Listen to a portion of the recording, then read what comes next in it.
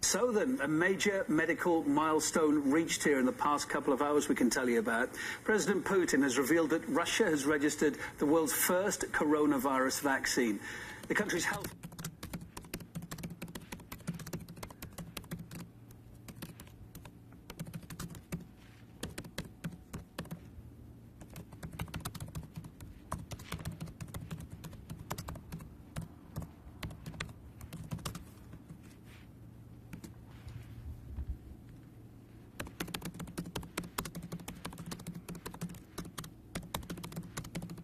Beijing, on China's western frontier, lies one of the most inhospitable, inaccessible places on the planet.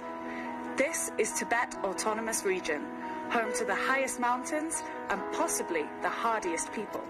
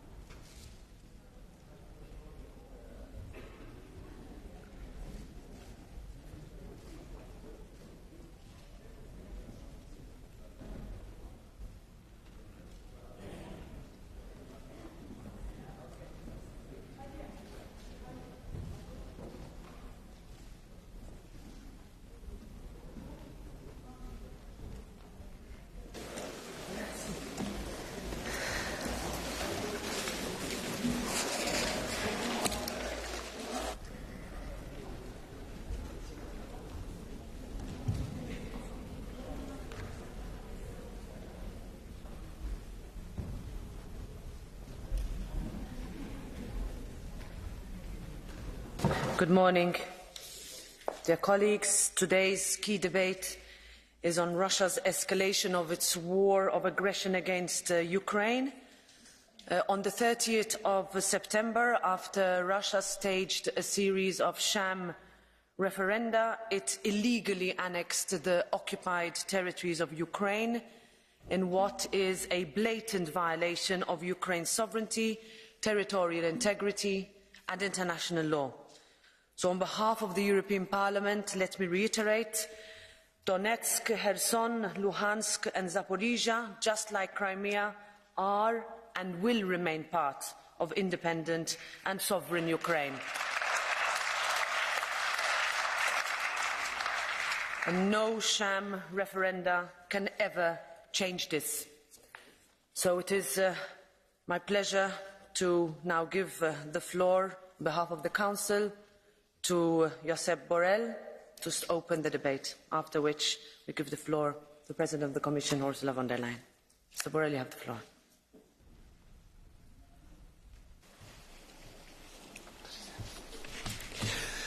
Good morning. I'm going to speak in Spanish. Señora Presidenta del Parlamento, señora Presidenta de la Comisión, Presidents, señor Vicepresidente, señoras Vice President, y señores diputados, honourable members, intervengo en este pleno I am speaking representando al in Consejo this plenary in representation of the Council de la Unión Europea of the European Union para explicarles que desde in order que to explain to you con la Comisión, el Alto that since, Representante y la together Comisión, with the juntos Commission, presentamos un nuevo paquete the High Representative, de sanciones we sectoriales y sanciones set out personales. a new set of Nuestros embajadores general and personal sanctions. Co-repair, our ambassadors have been working hard on this. Last night they were working, the meeting's continuing this morning, and I trust that before the end of this plenary sitting, we will have reached an agreement within the Council and the adoption of the joint proposal put forward by the Commission, and I've no doubt that the President will give you the details. I'd like to thank the President of the Commission and my colleagues for the efforts and the leadership they've shown in continuing to come forward with proposals and debating proposals for sectoral sanctions together with the targeted personal sanctions. This should further constrain Russia's export capacity and the relations its industry can continue to carry out, particularly the technological sector, to the war. In August of last year, we were importing 12 billion cubic litres, only 4 this year. We've cut our imports from Russia to a third of what they were. Over the last 36 weeks, we've reduced imports by 54 billion cubic metres. That's going to allow us to reduce our energy dependency on Russia, which severely constrained our foreign policy towards Russia, and as a result of that, an impact on our foreign policy, including Ukraine. We needed a foreign policy towards Ukraine. It had been subject to our policy with Russia, and that in turn had been subject to our energy dependency. But now we have a clear policy towards Ukraine, informed by our will to ensure that Ukraine go on to join the European Union. There's a clear goal behind this policy. This will become possible because we will no longer be so dependent on Russia. There's good news on the battlefield for Ukraine in the war. Ukraine is going back onto the offensive. The war has entered a new phase. It's undoubtedly a dangerous phase because we're in a terrible scenario now. We mustn't cut our eyes to this. There's a scenario of a conventional war involving a nuclear power which is currently retreating from the conventional theatre but threatening to deploy nuclear weapons. This scenario is undoubtedly a source of concern, and we have to show that our support for Ukraine is not weakening. Ukraine is making progress on 3 fronts: in the Donbass, having retaken Liman, in the centre and the south of Zaporozhye, advancing towards Mariupol, and lastly in Kherson. Russia still has numerical superiority, and it still has superior firepower, and that's why Ukrainian forces are using extremely agile tactics, using very powerful intelligence, surrounding concentrations of Russian power, creating pockets which are then destroyed as the Russian army itself withdraws. This allows the Ukrainian forces to keep their losses lower than they would have been and score successes that no one would earlier have forecast. The situation for us is extremely perilous.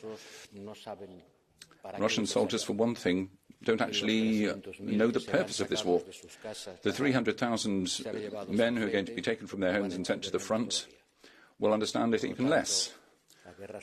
So you can win a war on the battlefield, but first and foremost you have to win it on the battlefield of ideas, because behind the war as such, there's war as a struggle for supremacy of values. Russia is fighting hard around the world to make the case that the consequences of this war are actually the result of our sanctions against Russia. We have to fight that battle in talks with our colleagues all around the world. We must continue to isolate Russia.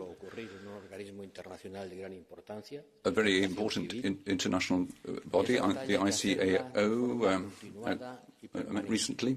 We need to keep up this effort consistently, because there are a lot of strong feelings around the world regarding the causes of this war and, above all, its consequences. For many countries, the consequences of the war are undoubtedly bad ones, increasing energy and food costs. We have to make a strong commitment to the rest of the world to provide them with assistance to help them overcome the impact of this war. We'll have to make a huge diplomatic effort to explain the case, so that the world will understand why it is that this war has come about and how it may end. It cannot end because the Western world, becomes exhausted. That's what Putin is hoping will happen. He thinks that democracies are weak, that systems of public opinion, he thinks, won't put up with a Cold War. He's waiting for General Winter to come along, which has always helped Russia win previous conflicts. He's hoping that the cold and the cut in gas supplies and high energy prices and low temperatures will undermine our will to continue our support to Ukraine. And this is the place where I have to ask Europeans to understand what's going on. Our support for Ukraine isn't just a question of generosity. Our support for Ukraine has to remain total, because Ukraine's fate is intimately bound up with our own. What happens there entails our future too. Yes, honourable members, decisions there determine our future too. And that's why it's so important to ensure that, just as others have done in Europe, foregoing our previous imperial ambitions, Russia also needs to give up its imperial ambitions. We need to work in a way to ensure that there's peace, and that means that Ukraine must recover its territorial integrity and its full sovereignty. Russia must shoulder its political and moral responsibilities in the war, must pay for the reconstruction, and those responsible for crimes against humanity committed there must be brought to account. That must be our goal. And so we have our sanctions, and we're providing our military assistance, and we're taking diplomatic action. On those three fronts, we must continue to redouble our efforts unflaggingly. This is not the time for doubt. European society must be able to keep up this struggle, supporting Ukraine, using the procedures we have available to us. The President of the Commission today will be presenting the details of the sanctions package that the Council will be adopting, but above and beyond specific sanctions, the really important thing is for Europeans to grasp that if there's a price to be paid, that price is worth it, because if we don't pay this price, we will end up paying a much higher price later. This is a battle for freedom, for Ukrainians, but also for our freedom. And the effort we have to make will be written into history books as a point in history where a united Europe proved able to resist the aggression of a radically different political organisation from our own. Thank you. Thank you very much to the High Representative. Next, I give the floor Commission President Ursula von der Leyen, please.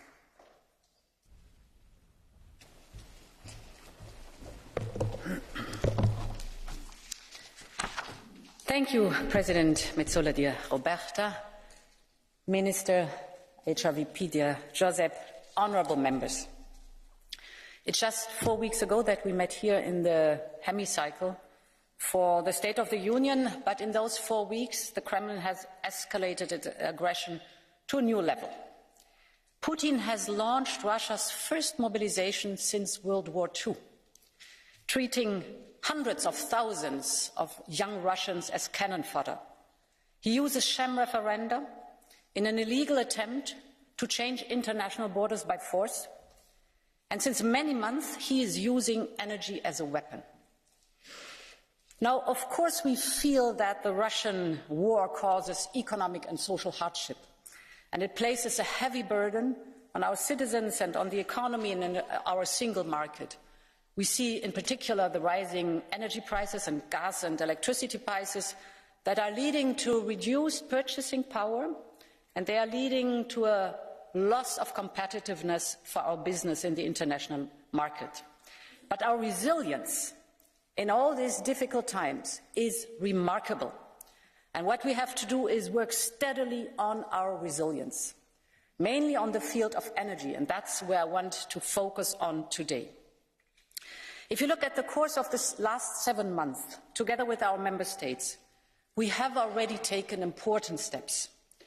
We have diminished our gas consumption by around 10%. That's good. It's not enough. We have to do more, but it's a big step forward. I want to give you two figures what the Russian supplies of gas are concerned. At the beginning of the war, if you look at all the imports of gas, the Russian share was 41%. Within 7 months, we have gone down to 7.5%. That's good.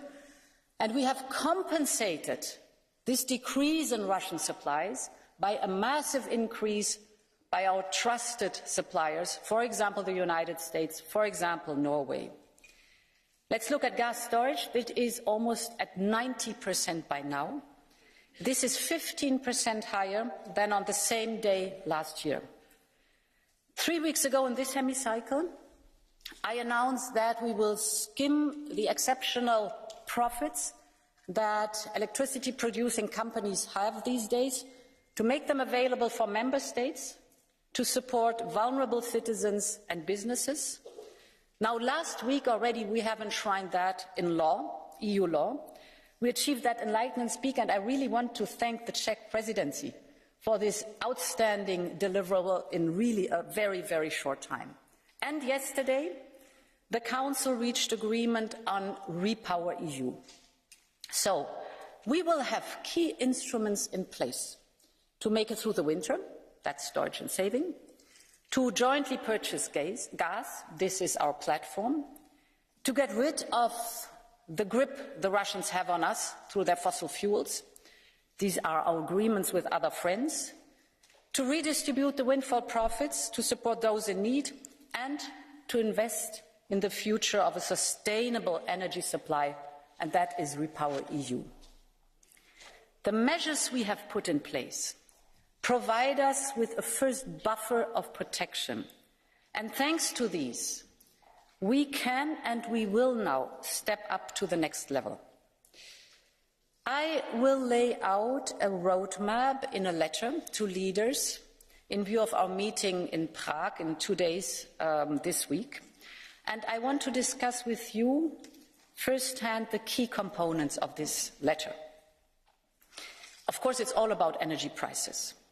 So we will step up our negotiations with trusted partners, for example with Norway, to dampen the price we pay for gas imports. The talks have already started. I think as a European Union we have a considerable market power, and many of our suppliers want to conclude deals with us which are beneficial for both sides. So I really think it is necessary that we come to an agreed corridor of prices to stop these crazy peaks we have partially in the import of gas prices. We will strengthen our energy platform, and let me be very clear, it is in our collective interest. After the winter, we will have to refill the gas storages, and if we then see that we have again a scenario where member states are outbidding each other on the global market and thus rising the prices here in the European Union, this is not sustainable. So we have to have a joint procurement of all member states. This is much better than the way we have it. My next point is on gas prices. As you know, we use gas in 3 different domains: for industry, for heating, and for the production of electricity. Let me start with the electricity. Our market for electricity is built in a way that high gas prices are driving electricity prices. We have now to limit this inflationary impact of gas on electricity and everywhere in Europe. This is why we are ready to discuss a cap on the price of gas that is used to generate electricity. This cap would also be a first step on the way to a structural reform, an overall reform of our electricity market. But I think we also have to have a look at gas prices beyond the electricity market. So, where industry is concerned, where heating is also concerned, the general approach of gas. And here we will work together with member states to reduce gas prices and to limit volatility, and thus to limit the impact of price manipulation by Russia. Because if you look at the fever curve of gas and gas prices, the whole gas price, you can see the manipulation that Russia has on the gas prices, and this has to stop. We have already offered this mechanism in March.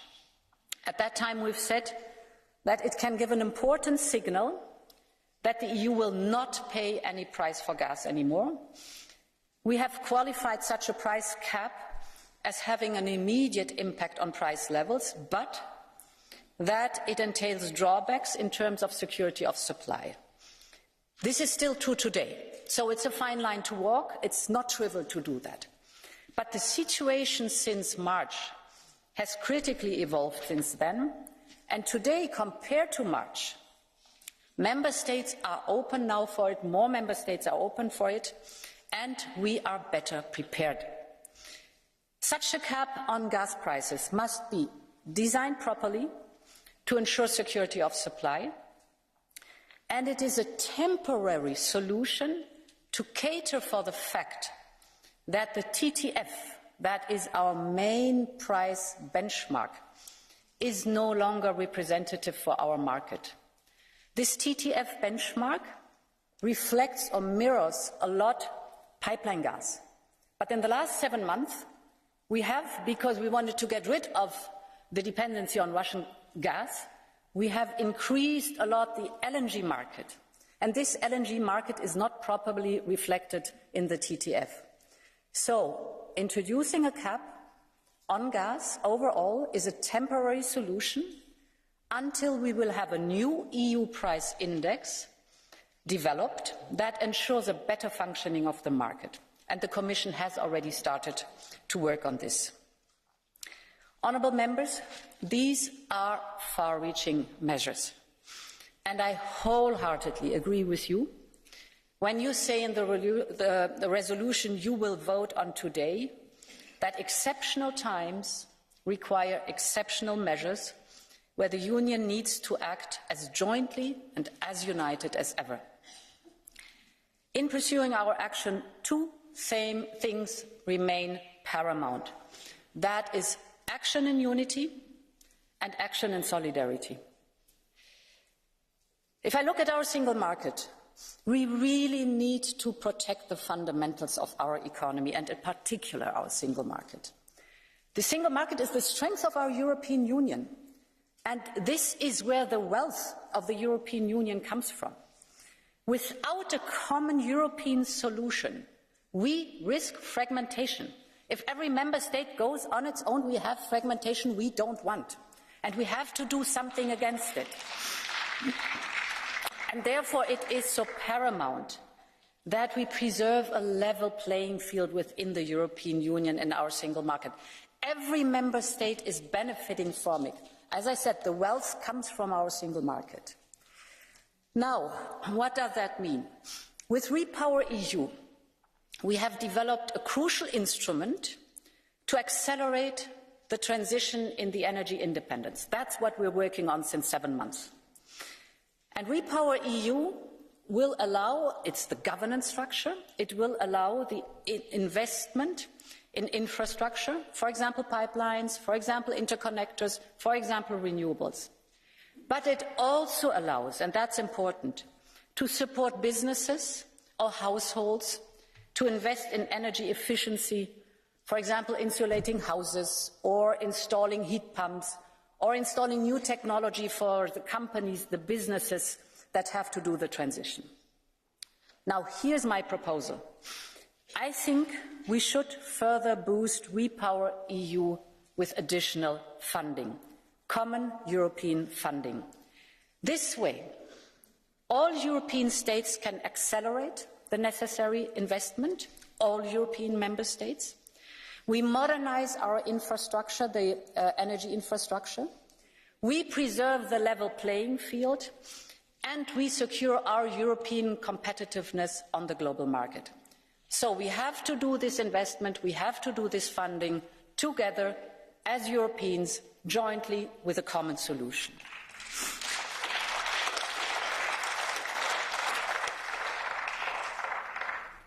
And honourable members, allow me to speak about another pressing issue which we have to address today. The acts of sabotage against Nord Stream pipelines have shown how vulnerable our energy infrastructure is. For the first time in recent history, it has become a target. Pipelines and underwater cables connect European citizens and companies to the world. They are the lifeline of data and energy. It is in the interest of all Europeans to better protect this critical infrastructure. And for this, I will present a 5-point plan. First, we must be better prepared. We have very recently agreed new legislation, that's good, which will strengthen the resilience of critical EU entities. The responsible Parliament committee will be voting on it next week. That's good too. So we are absolutely on time. And I think we can and we should already now be working on this basis. Second, we need to stress test our infrastructure. We don't have to wait till something happens, but we need to make sure that we are prepared, and therefore we need those stress tests. We need to identify whether we have weak points and where these weak points are. And of course we have to prepare our reaction to sudden disruption. What are we doing then? Are all the information chains in place? Is everybody informed? Does this emergency scenario really work then in our single market? We will work with member states to ensure effective stress tests in the energy sector. And this then should be followed by other high-risk sectors such as the offshore digital and the electricity infrastructure. My third point, we will increase our capacity to respond through our civil protection mechanism, well known to you in the European Union. With this, we can support member states in addressing the disruption of critical infrastructure, for example, with fuel, with generators, with necessary shelter capacity. My fourth point, we will make best use of our satellite surveillance capacity. We have these satellites in place. We have the capacity to do the surveillance, to detect potential threats. So this is also a matter of prevention and awareness. And finally, we will strengthen our cooperation with NATO and with key partners like the United States on this critical issue. Honourable members, this war has entered in a new phase. The Ukrainian army keeps reporting impressive successes in its fight against the aggressor. We all saw the images of deeply relieved people welcoming Ukrainian soldiers. And I could see with my own eyes when I was 3 weeks ago in Kiev that life has come back to Kiev. Of course, it is the bravery of the Ukrainian people that made it possible. But I think Europe's contribution also has made a huge difference. And now it's the time to keep track, to help the Ukrainians to face down the invader. A strong and steadfast Europe, that will only be the only way to stop Putin. This is the moment to stay the course and to signal again to our Ukrainian friends, we stay by your side as long as it takes. Thank you and long live Europe. Thank you very much. Commission President, I give the floor now to the leaders of the political groups, starting with the EPP group, Manfred Weber. Madam President of the Parliament, the European Commission, High Representative, Minister, dear colleagues, more than 220 days have passed since Putin started his invasion in Ukraine on 24th of February. More than 220 days of tremendous suffering, bloodshed and destruction of Ukraine, people and the whole country. By end of last month, we will see 13 million people fleeing Ukraine, crossing the borders to the neighboring countries. 6,000 Ukrainians died. 379 children lost their life in the Russian war. Putin is a war criminal, and as all war criminals, he doesn't stop. But not the weapons or money are winning a war. People, the will of people, the determination of people, and most of all, free people, defending their freedom, are winning a war. As Europeans, we only can admire what the Ukraine troops are doing every day in Liman, in Kherson. In congratulations to President Zelensky and the Ukraine troops, you are great. And obviously, even among the autocrats of this world, Russia is losing ground. We saw this in Samarkand, where even the Prime Minister of India, Modi, said publicly it's not the right moment to go to war. Fake referenda in occupied Ukraine territories, mobilizing now 300,000 Russian reservists and threatening to us nuclear weapons. This is obviously a signal of weakness. So the Ukrainians are doing their job. And Europe? First of all, the upcoming winter is a big test for us, and we have to win it. First of all, we have to be strong against the populists inside of the European Union. Just look to Marine Le Pen. In the presidential election race this year, she proposed to seek an alliance with Russia without fear of US sanctions. Back in 2014, Front National found no better supporter than Russian banks to finance its campaign. Anyone, dear friends, who loves his country would never ask for money from Putin. That is what Le Pen is doing. Dear colleagues, in Spain, just after the start of the war, Podemos stated that the heart of the Ukraine conflict lies in the NATO policy of enlargement towards Eastern Europe. Unbelievable lies. Or in Slovakia, the former president and party leader Robert Fico from Smer party described the war as a conflict between the United States and Russia. He called the strengthening of NATO forces in Slovakia by German soldiers the welcoming of the Wehrmacht in our country. That is the wording of leaders in Europe of today. And these populists, dear friends, have only one idea. They have the idea to weaken Europe, and we have to stand up to defend Europe. No more than ever, it's time now to show that we are standing together, and the EPP will never accept to rewrite the history. Our EPP parties in Finland and Sweden, for example, argued always for NATO membership. Only recently, socialists changed their mind and also supported NATO membership of Sweden and Finland. NATO defends freedom and peace and security in Europe, and Putin wants to destroy our Europe. And that's why, again, we have to show unity. At the same time, Putin's threats must not determine now our actions. That's why we have to support our Ukrainian friends more than ever before. Now more than ever before, it's time for European leadership. Without weapons from the West, Putin would have won long ago already. Ukraine urgently needs more weapons, including tanks, and there I ask France and Germany to lead Europe and to present a proposal to deliver also tanks. We support another action package of sanctions and financial assistance to Ukraine, and if we want this war to end, we need actions but not any more excuses. Europe needs leadership. And now, more than ever before, it's time for this winter of solidarity. On Friday, the European Council must find a common understanding on the energy solidarity, and Madam Commission President, we fully support your initiatives in this field. Continuation of uncertainty costs each and every European money. Uncertainty is driving speculation on the market, so we need a binding solidarity mechanism, we need common procurement, and we need a price cap as proposed by the Commission, and we need this now, this clarity. And let me also add, because on Thursday we have this first meeting of the political union, President Erdogan will be there. And let me also underline that we should not forget, next to the Ukraine war, that we have other challenges in our neighbourhood. I think that someone who is not practicing our solidarity with Ukraine in the same way, who is not implementing the same sanctions in a way like we do as Europeans, cannot be a candidate status for the European Union, cannot be a reliable partner for us. That's why I hope that we also have a clear wording towards President Erdogan that he has to show his European commitment.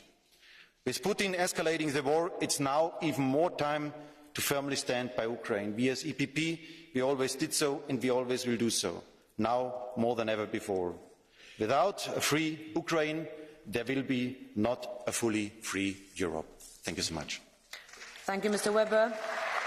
I now give the floor on behalf of the S&D Group to Irache Garcia Perez.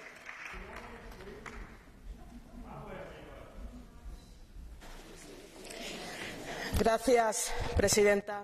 Thank you, President.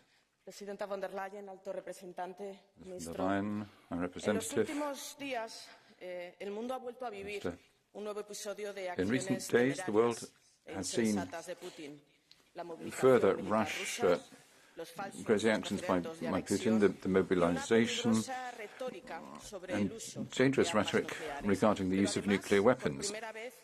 But also, for the first time, there have been serious, worrying events occurring outside Ukrainian territory. And here I'm referring to the sabotage of energy infrastructure in the Baltic Sea. The world is following this escalation with apprehension. A civil convoy was attacked by Russian forces near Zaporozhye last week, with fatalities and injuries. Day in, day out, this is the reality of Putin's war machine. It's a cruel war against the civilian population of Ukraine. Civilians are dying, being displaced. They've had to leave their homes, fleeing atrocities. Last week's annexation by Putin is illegal and a clear violation of the UN Charter. Similarly, changing Ukraine's borders unilaterally without any proper checks on is nothing more than propaganda. It shows what Putin is, a desperate man whose leadership and authority are more in doubt every day. This dangerous escalation must lead us to give further support to Ukraine and its citizens. We must step up our support to keep Russia's dangerous actions in check. We need extra sanctions to bring an end to this war, so that Putin will end up where he belongs, before the International Tribunal in The Hague. And so we need to keep up a united front in our response. That means we have to isolate as much as we possibly can those European leaders who flirt with Putin. Of course, they do exist. In my political family, we're extremely concerned. We know about Orban's isolated position on sanctions towards Russia, but trying to weave an alliance with Meloni poses a problem that may lead all of us towards a very worrying shift. We know about the cooperation between Salvini's League Party and Putin, and we're worried about Berlusconi's comments to the effect that Putin wanted to replace Zelensky with good, decent people. That's what Berlusconi said. Is that what we must expect from the new Italian government? As far as that goes, our colleagues in the European People's Party need to do something, because Putin's going to keep up his efforts to divide us.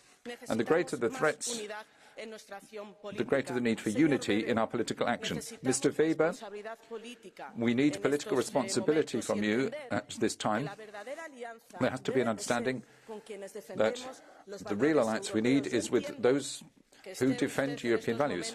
I can understand that you are in a situation now where it's hard for you to grasp the real state of play, but quite frankly, outside here, a lot of people are extremely concerned by what's going on. And above and beyond the election tactics that anyone may have, what we need is to stick to the path of those of us who are defending the European project. Some of us have stayed on the spot right from the beginning. Here we've been defending Europe and European values, and I'm extending a hand of friendship to you so that you can continue on this path together. I give the floor next on behalf of the Renew Europe group to Petras Austrevicius. Madam President, President of the Commission, High Representative, Ministers, dear colleagues, it's probably time to end up our empty, insignificant disagreements and to focus on real things, on things which shape the present world and our future. Putin, who claims to be the ruler of the world, wanted to conquer Ukraine and enslave its people in 3 days. Not only has he failed, but it has turned into continuation of the atrocious crimes against humanity and the shameful defeats incurred on the Russian aggressor. Realizing his impotence in the face of the heroic Ukraine, its resistance and nationwide mobilization, Putin has resorted to the tool of annexation of temporarily occupied Ukrainian territories in order to create a situation of a permanent war. It is as the state of terrorism acts in today's politics. And I call Russia a state which supports and implements a policy of terrorism. The civilized world must respond to Russia's colonial war aggression, even with stronger sanctions and increased support for Ukraine. Russian policy also demonstrates a turning point from adherence to the international law-based order. To the outside world, it became opportunistic and unpredictable, and domestically resulted into a deep moral and social degradation of the Russian state. It is a high time to realize that our trade, Western trade, and our economic relations with the Russian aggressor is not an option. It must discontinue. In these extraordinary circumstances, dear colleagues, Ukraine needs security guarantees now, not in a distant future. Now is the time for Ukraine, when its fates to be decided, and well-being of Ukrainian people are at stake. It's time when European security is challenged and to be decided for next decades. NATO membership of Ukraine is the solution. And we need to reap its benefits now as soon as possible through additional formats of cooperation and partnerships. Long live Europe and Slava Ukraini. Thank you for your attention. Thank you, Mr. Ostrevichus. Next is on behalf of the Green Group, Sergei Lagodinsky. Wir haben lange genug blumige Solidaritätsbekundungen für die Ukrainerinnen und heard Ukrainer these übermittelt. statements of solidarity with Ukraine and the Ukrainians, these over hasty pseudo-referendums in occupied territories and the mobilization of the Russian population that Putin said he never actually wanted, shows quite clearly that Putin doesn't understand the fancy words in these speeches. He only understands the resolute sound of speeches and acts. Let's not regret what's happening. Let's go to court. Let's not talk about the unconventional professions of regret about what's happening to the Ukrainian population. Let us provide the concrete support of weapons that Ukrainians need. Hence, I'm not going to hold a fancy speech here. Others have done that in my stead. Maybe just picking up on a few points out of the resolution that we have adopted. Firstly, and most importantly, making sure that the incorporation of the regions that have been occupied into the country is not acceptable. These occupied territories remain occupied territories. A war of liberation remains a war of liberation, and the Ukrainians remain Ukrainians in the borders that exist, that are theirs, including the eastern border in those regions of Zaporozhye, Donetsk, Lugansk, Kherson, and right to the southern point of Crimea. That is reality, and that's how it should stay. Secondly, the individual sanctions need to be extended, and I would call on the Council and the Commission here, make sure that the people who are reigning there, those in the regional parliaments, those in the Duma, should all be put on the list. Anybody in the Duma party should be on that list. They're the ones who are pursuing war. They're the ones who are supporting Putin and the war. They have to be put on that list. Thirdly, the security of our own infrastructure is not a toy. We shouldn't see that 100% of our data, which is travelling around the world, is just being monitored, if you like, by a few ships. We're in the middle of an attack on us. That is actually happened. We need to be prepared for that. And finally, our resilience and resolution for the coming months will be tested, and it will be decisive on how this confrontation will end up. We are in a confrontation.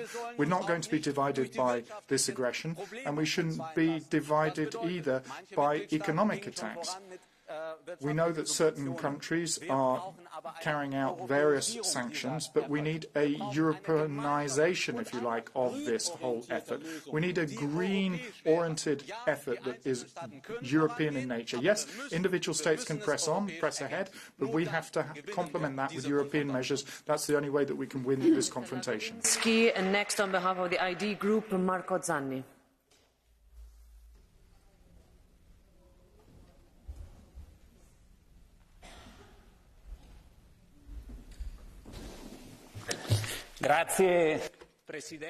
Thank you, President.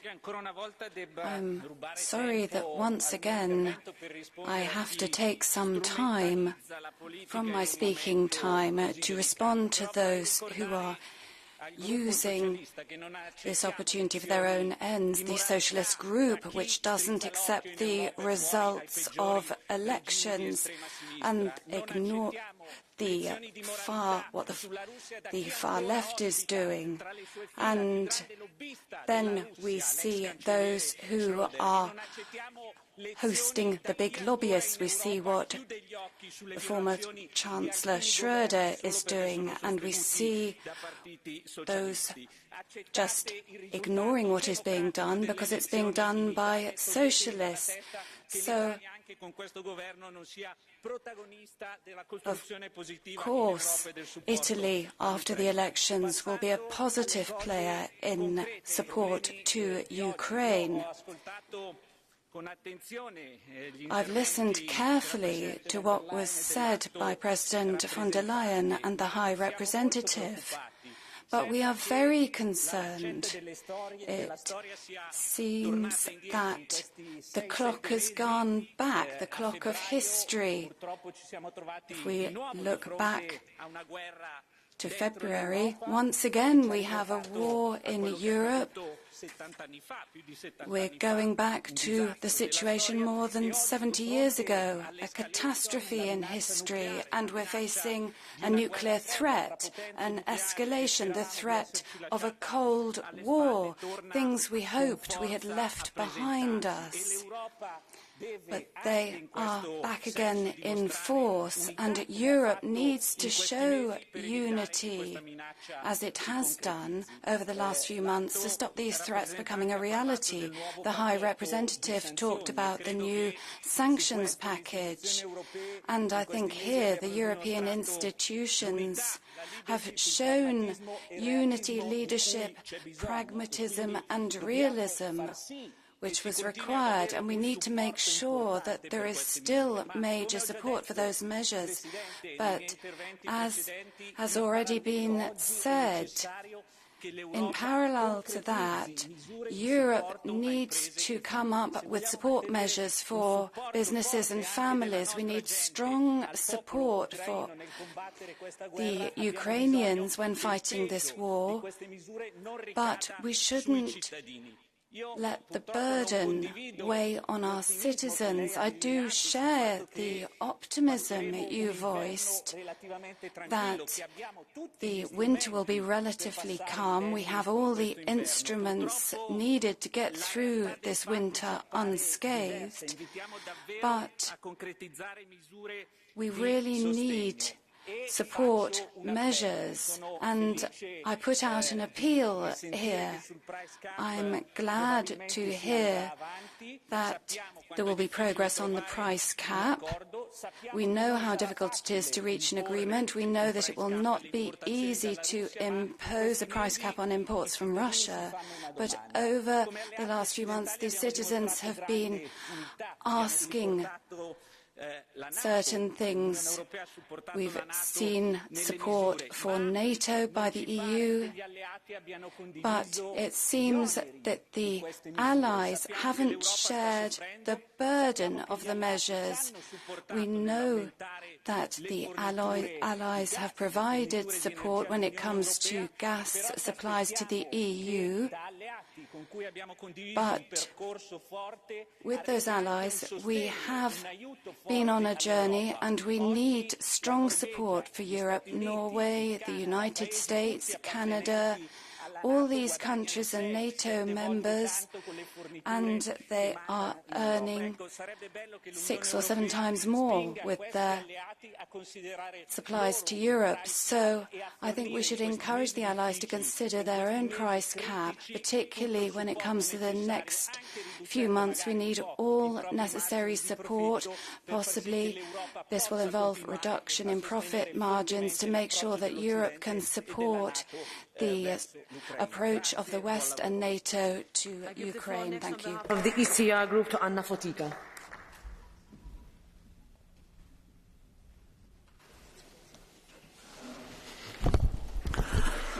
President, High Rep Vice President, thanks to the fantastic resistance of Ukrainian army and people, and facing humiliating defeat in his war waged against Ukraine, Vladimir Putin and Russian institutions committed a series of fatal mistakes. But he also renewed his nuclear threats against the collective West, not only against Ukraine. My appeal here from this chamber to Western media and to individual politicians is to refrain from playing Putin's game, from repeating about threat of nuclear war. The proper action to be taken within the collective West is to revise the nuclear deterrence schemes and make Putin and Russian elites sure that any strike against Ukraine's neighbors or any ally and EU member state as well, is to be fatal for him and his country. There is no place in contemporary world for this kind of state terrorism. Thank you. I give the floor next to Martin Schirdewan on behalf of the Left Group.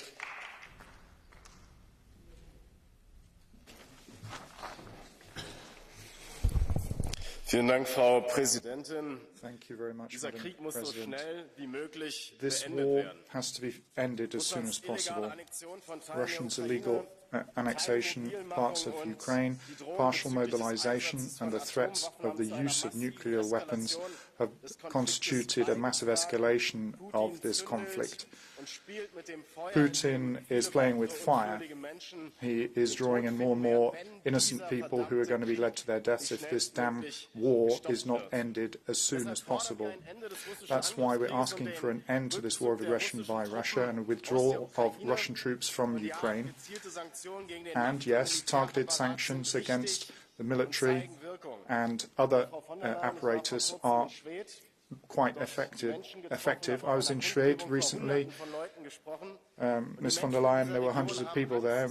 We heard that the people in this region are scared and they are waiting for decisions to be taken, because there are decisions being taken that are not going to pertain to the industrial future of their area. It's about what has changed in their real lives and what they need to survive on a day-to-day basis. And whoever wants freedom, you have to talk about diplomacy. And what we hear from the Commission here again today, or representatives of individual governments, including that of Germany, have been saying, I'm just wondering if anybody really understands diplomacy and negotiation to end this war as soon as possible. Is anybody interested in that at all? Apart from further sanctions, further deliveries of weapons, nobody seems to have come up with anything. Even the Pope, a few days ago, called on other politicians to push for dialogue to end this war. European politics has an obligation to stop this spiral of escalation. We have to finally sit down and contribute to peace to end this terrible war. And of course, our solidarity goes out to the Ukrainians. Our solidarity goes to those populations who are suffering. And as harsh as this attack of Russia is on the land and the populations, diplomatic channels have to be kept open. Yes, Putin is a terrible warmonger, but we cannot punish the Russian population because of that. We have to show solidarity to those Russians who want to oppose the war. People who are subject to the partial mobilization has led to a flood of people trying to cross borders to leave. These people who are working actively against war and for peace should not see the EU turn their backs on them. They shouldn't be arrested and sent back. Yeah.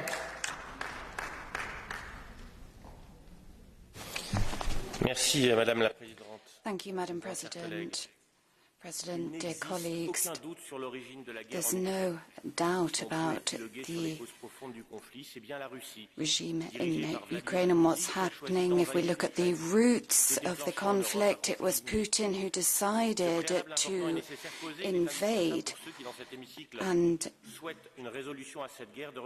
I think those wanting this to end need to take account of the responsibility of the UN, France and Germany in getting the Minsk agreements complied with and accepting the US's extreme position. Now we see the new set of sanctions being introduced by the Commission, and these effects have not been approved. We see what's going on with regard to Azerbaijan and Armenia. We see the double standards. Our objective isn't to be a party to the conflict. And what is in the interests of Europe is to have a ceasefire. And you will have to give an account, Madam President, to the citizens of Europe.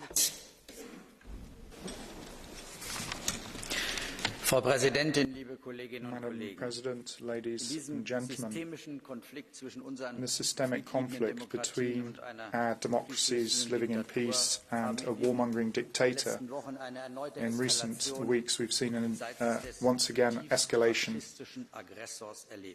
And this deeply fascist aggressor has been carrying out activities to try and annex territories and carry out referendums, pretending that these people are just waiting for Russia to bring them home. But these Potemkin villages are facades which will fall.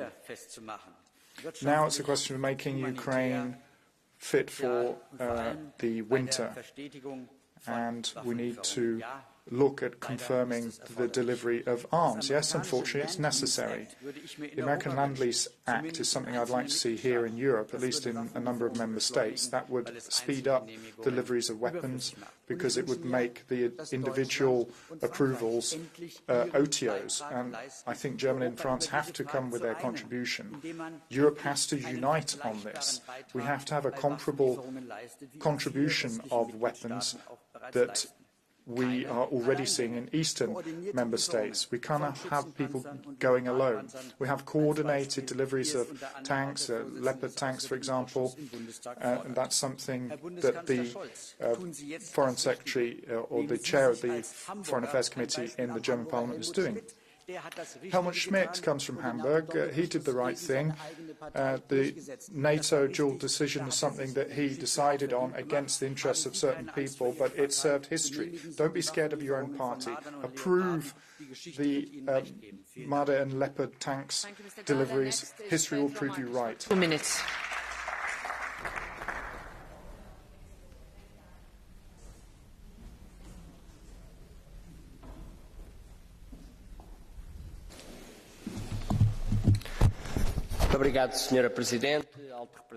Thank you, President. High Representative, President of the Commission, Minister, colleagues. Another month has gone by in Russia's war of aggression on Ukraine.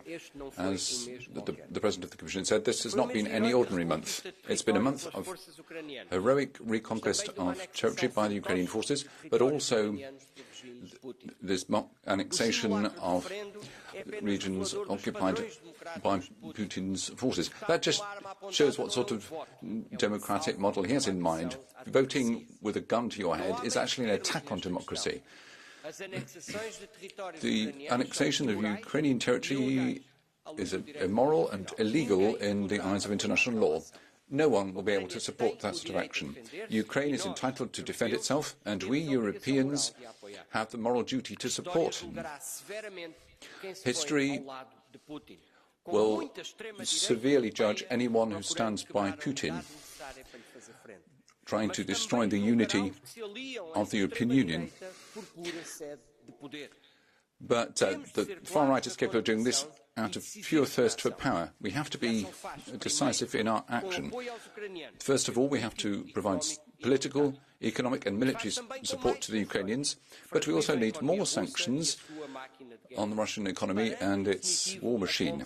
We must finally stop buying energy from Russia, squeezing out the oligarchs and working to rebuild Ukraine. Let's not forget that here in Europe, all Europeans who are suffering the consequences of the war also need support. In the electricity and gas markets, we need to fight speculation and bring down prices, calling for immediate action from the institutions. We have to be resolute in our support for Ukraine. There has to be a truly united European response, not just those who are least able to support. We have to support European families to show European solidarity, so that we can all continue to support those who are fighting this war for freedom, a war we didn't seek, but one that we have to win. Thank you. Nathalie Loiseau for 1.5 minutes.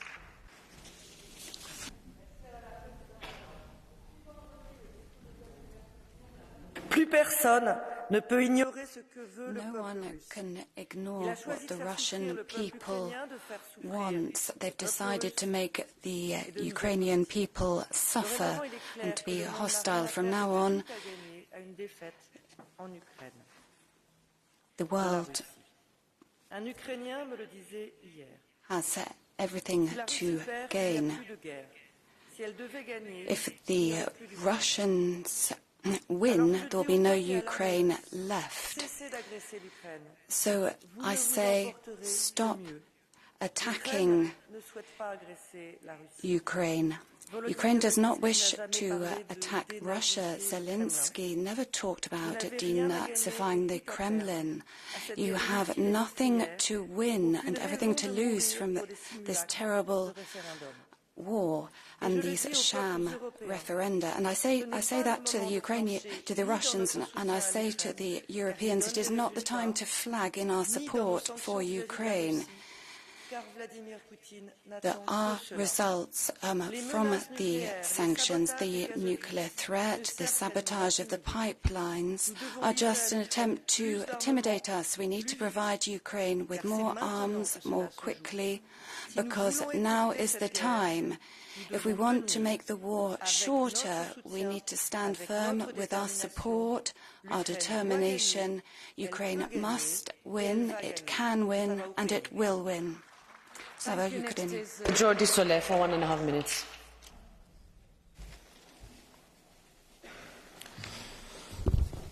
Putin's regime has continually violated international law since the very beginning of Russia's latest aggression against Ukraine, but actually long before that, remember Crimea. The sham referendums that took place in 4 Ukrainian regions 2 weeks ago constitute yet further mockery of international law and democratic principles.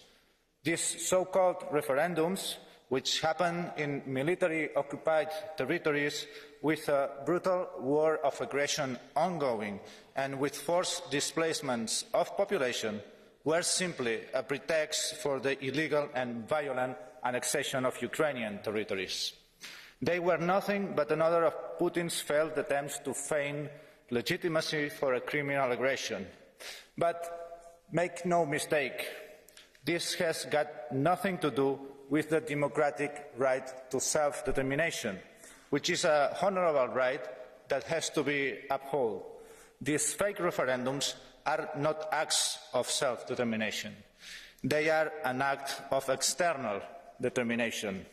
The free will of the people cannot be expressed at gunpoint. Borders should never be changed by the use of force. We shall continue to stand firmly with the people of Ukraine, imposing more sanctions on those who fuel and sustain the aggression and blatantly disregard basic principles of democracy and international law. Thank you. Next is Nicolaus Fest for 1.5 minutes. Madam President, thank you very much. And we see the mobilization, we hear the nuclear threat. Russia's war against Ukraine is in a new stage now. If the EU wants to be taken seriously, it needs to find an answer, something more than pointless sanctions which damage the EU's own countries. But not just the Russia-Ukraine war is a threat to us, but an act of piracy against Nord Stream 1 and 2 has shown the vulnerability of Europe strangely, but this doesn't seem to be a topic on the agenda. Everyone just accepts this, shrugging their shoulders.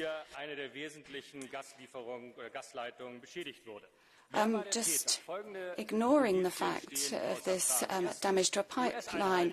So who did this? Well, we have the US cruisers, we have US flights in the air. The US president said that he wanted to stop Nord Stream 2, and Antony Blinken seized the opportunity of the sabotage to sell gas to Europe. And we've seen a member of the parliament putting out tweets about this. And who was the perpetrator? Many say Putin, but it could be North Korea, Iran, or Greta Thunberg. So we have made a request as an amendment asking for clarification on this, and it's not just a question of destroying NATO, but the EU.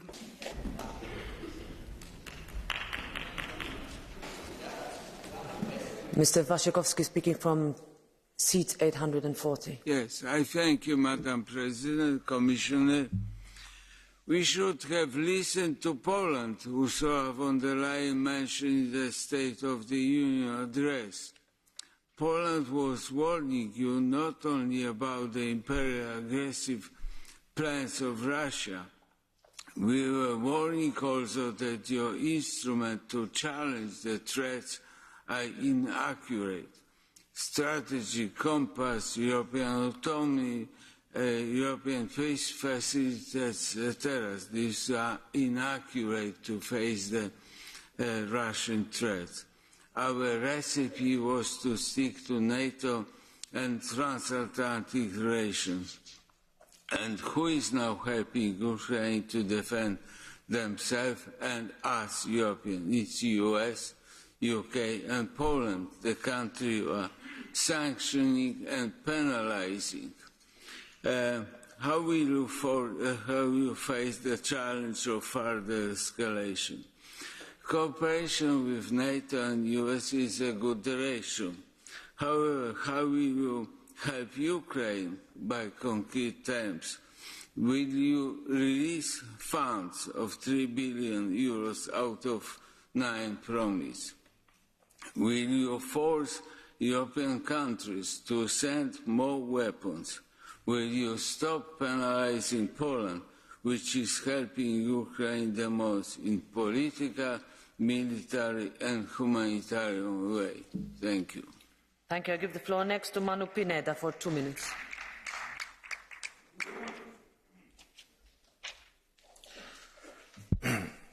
Gracias, Presidenta. Thank you, President. President von der Leyen, Vice President Borrell.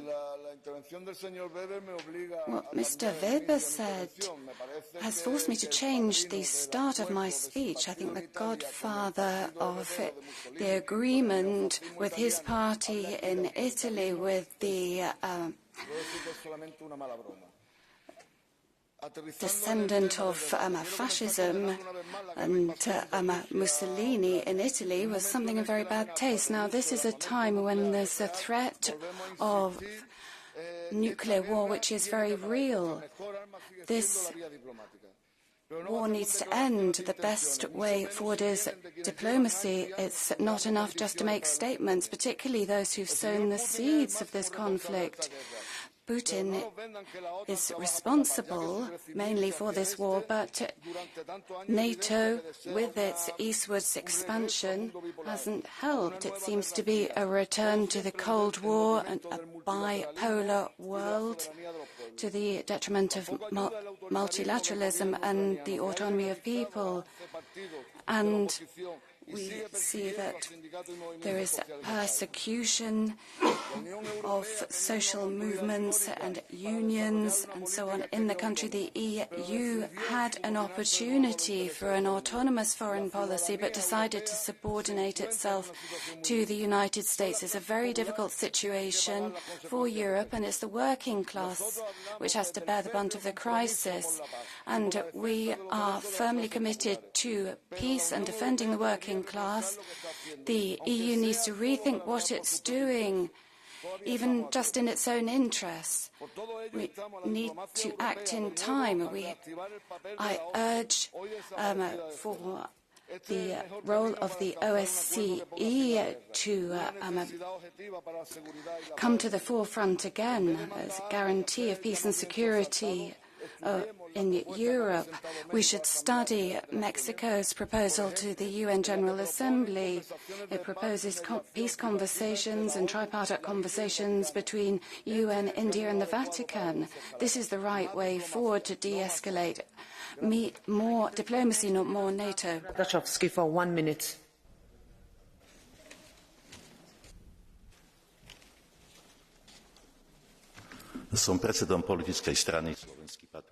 I am the chairperson of a Slovak political party, the Slovak Patriot. Me, as a member of the European Parliament, wanted to see the real situation in Ukraine, and members of my party were in Ukraine during the referenda.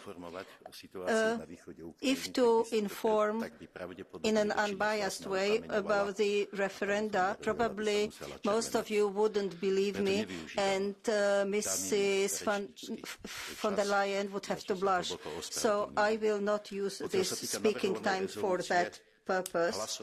On the resolution, I will vote on the resolution according to the truth, which means in a different way than the majority of MEPs. Thank you. Thank you. Adesso do la parola a Antonio Tajani. I'll give the floor to Antonio Tajani. Grazie, signor Presidente. Mai come in questo momento. Never more than today, we need a strong, cohesive, united Europe, taking joint choices to defend the rule of law, to defend Ukraine's independence, and to prevent totalitarian movements around the world holding sway over democracies. That's why we need a credible Europe as far as its energy policy is concerned, too.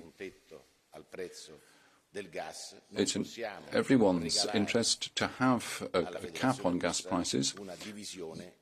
We can't allow the Russian Federation to divide us, putting our families and businesses in a difficult situation. So we need to thrash out checks on gas prices in light of what's been happening on the Amsterdam Stock Exchange. Perhaps you allow me to say, Madam President, at this juncture, I've been fighting for 28 years. This is my last speech in this House, and I want to confirm my commitment to a political Europe with a stronger parliament, with greater legislative powers, so that in the years to come, all of us can continue to be proud citizens of Europe. I'd like to thank all of you, starting with you, Madam President. I'd like to thank all my colleagues in my political group, but also the other political groups. As President of Parliament, I've always tried to be objective, and may I apologise for any mistakes I may have made. I always sought to show respect for all MEPs from whatever political group they might be. Thank you once again. I'd also like to thank the officials, including the interpreters, for everything they've done to allow us to speak our mother tongues. Thank you, all of you. I will continue my work in the Italian Parliament, fighting for a stronger political Europe. Thank you.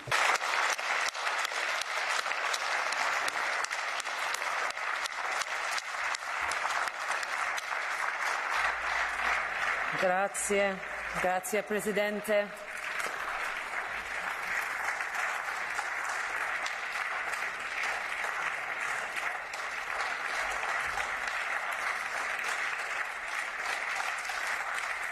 In bocca al lupo, grazie Presidente. Good luck and thank you, President.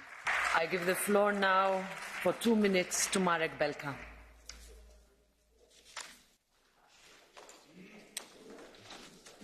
Pani Przewodnicząca, eskalacja działań Rosji jako odpowiedź na jej kolejne spektakularne escalation of Russian nie jest żadnym measures zaskoczeniem dla uważnego obserwatora and the spectacular defeats are not really a surprise for those who've been watching Vladimir Putin's policies very closely.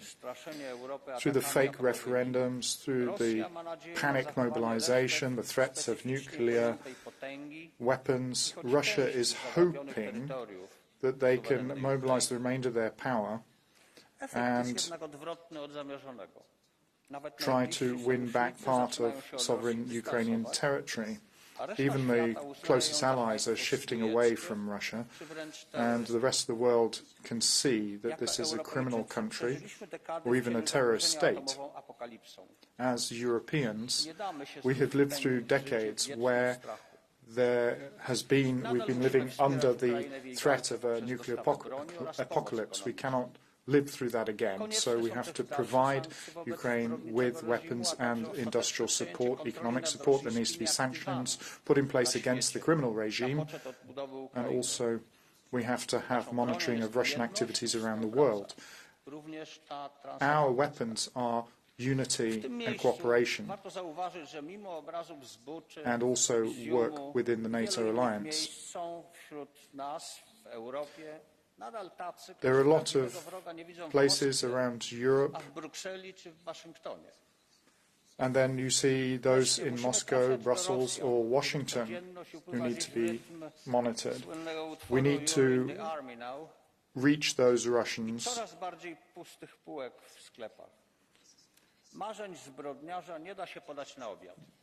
These people who are being told you're in the army now, and at the same time the shops having less and less goods on their shelves. Ukraine, be strong.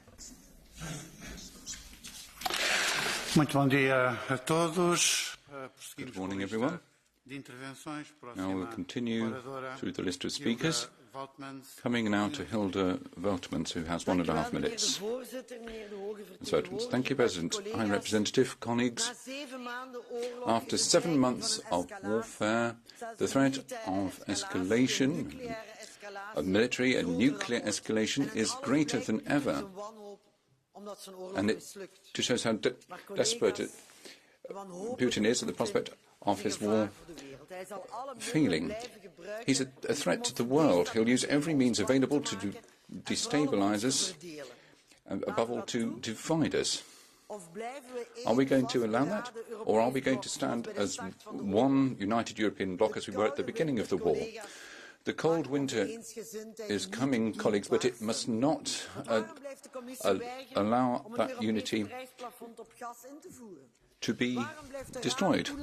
So why is the Council delaying the cap on gas prices? Why is it allowing Hungary to hold up sanctions? And why is the driving force of our economy still doing its own thing instead of opting for this European-wide decision? European leaders will be coming together at an informal meeting of the Council on Friday. Whether or not it's informal, colleagues, important decisions have to be taken there. And above all, as far as I'm concerned, that means a European response to the energy crisis. We must make full use of our European power. As Alexander De Croo, the Belgian Prime Minister, said, we can't get by with any solo players now. It's time to tackle this crisis. President, thank you. And now the Vice President of Parliament, Heidi Hautala, will have the floor for 1 minute. Dear colleagues, there are clear signs that Putin is in a state of weakness in his war. He also risks to be defeated in Russian society. By the chaotic and arbitrary mobilization, he dismissed the social contract with Russian people. That vast majority of Russians who have until now remained indifferent to Putin's war now have been politicized. Many of them now see that the target of Putin's war is also Russian people. Against all odds, also the normally obedient media is criticizing the failures of Putin. But by threatening Ukraine and the whole world with nuclear weapons, a point has been reached where calls for regime change are more than legitimate. They should not be any more a taboo for anyone inside nor outside Russia. Now, we must stand by the side of the Russian democratic forces, also those who have had to leave Russia. They never gave up their fight for the democratic future of Russia, even during the ever-growing repression. So now is the time when we can make a change, working together with these democratic forces. Muito obrigado. Próxima intervenção, Jack Madison. The next speaker is Jack Madison for 1.5 minutes. Thanks so much, Mr. President. Unfortunately, Ms. von der Leyen has left. At least we have a commissioner here. First of all, of course, I can agree with most of you, who have told before in the last 1 hour, that we have to support Ukraine, that Russia is aggressor. That's absolutely true. There is no doubt about that. But the main question is that how we can go forward. What are the next steps? What we can do for Ukraine? As much as I know, we still import oil from Russia. We still are paying millions of euros every day to Russia. We're still continuing this. We are still waiting with a bigger military help to Ukraine. I know exactly in the fact that there is a deal to give more military support to Ukraine, but there is just one signature missing by Mr. Scholz from Germany. Only his signature is missing to give more military support to Ukraine by the German companies. Now it's the question that, okay, we can blame Hungary. Yes, also they are pretty much wrong sometimes. We can blame some other countries. But in the meantime, we are just waiting for German Chancellor to give that one signature to give more military support to Ukraine. And about the blackmailing, what Russians are doing now. Of course, now they are losing territories every day in Ukraine, and that's amazing. We like this. But now they're blackmailing with the nuclear power. And I can see, even in the Western world, that how more and more people are getting really afraid, that maybe they're really so crazy that they will start a nuclear war. Maybe they will really, try to do this. But finally the question is, okay, if they're really ready to do this, it will be the suicide of Russia. Because finally, in the end of the day, they will lose this war, even in the nuclear war. And we are not in this position to say to Russians that, okay, let's sit down and have a diplomacy, because Russians ended diplomacy in the morning of 24 February. In this case today, we have to win in this war in every price. Thank you so much.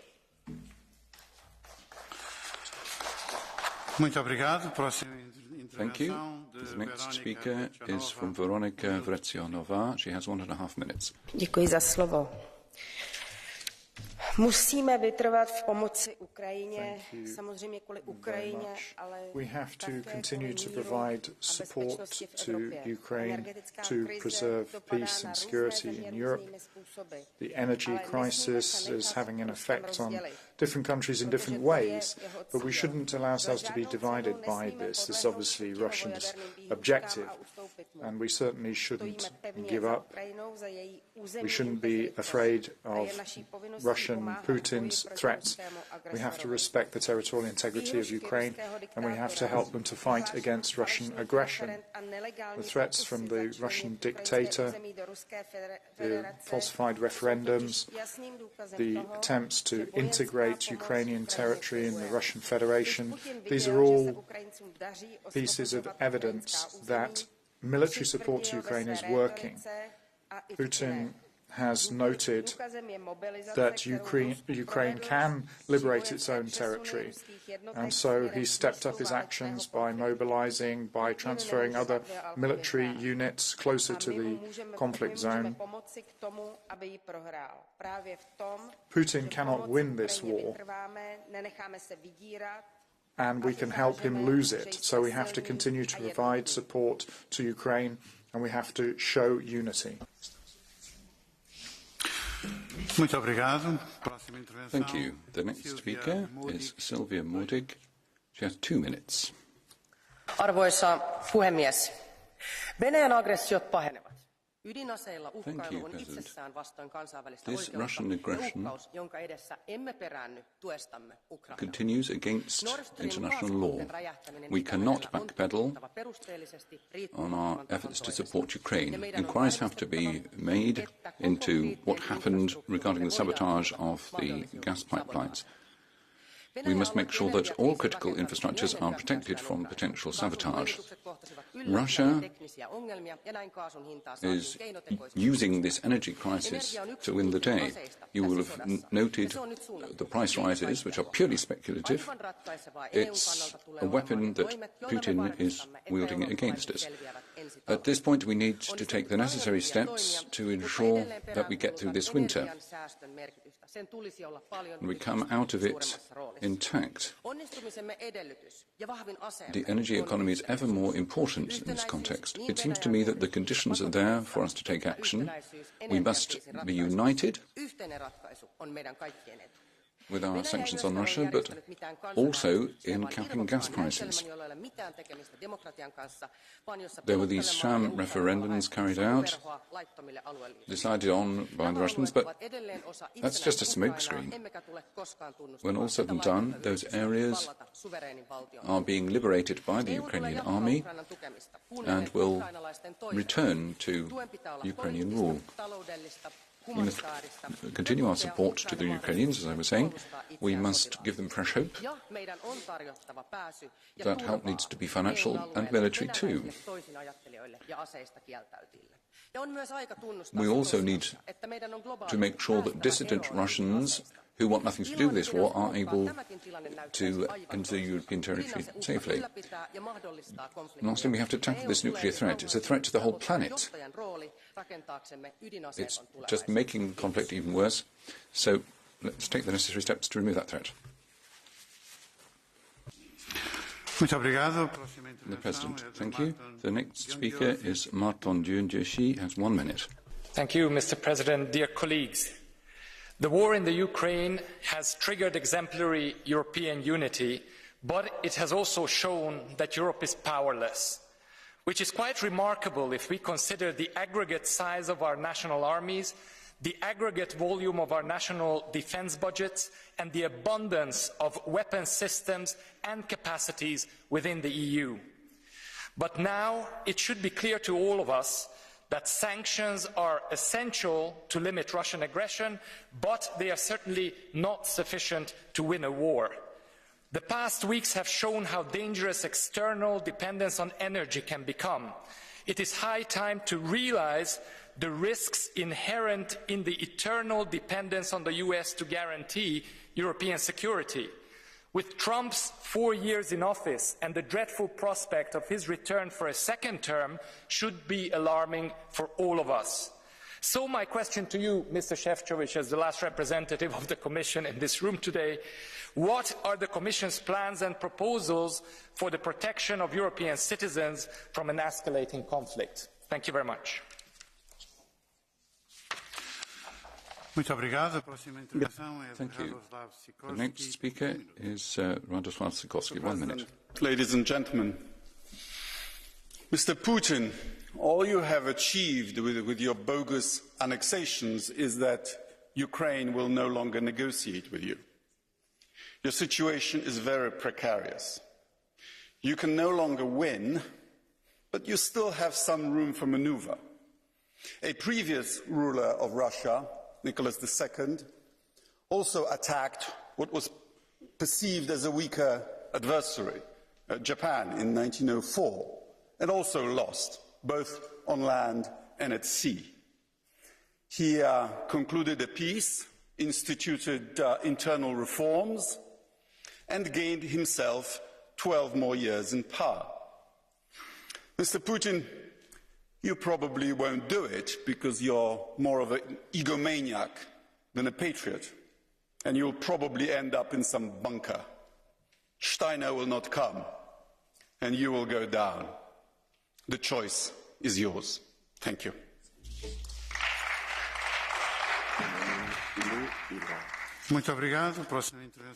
Thank you. The next speaker is Sven Mikser. 2 minutes. Mr. President, dear colleagues, Putin's escalation of his war of aggression reveals Russia's strategic failure.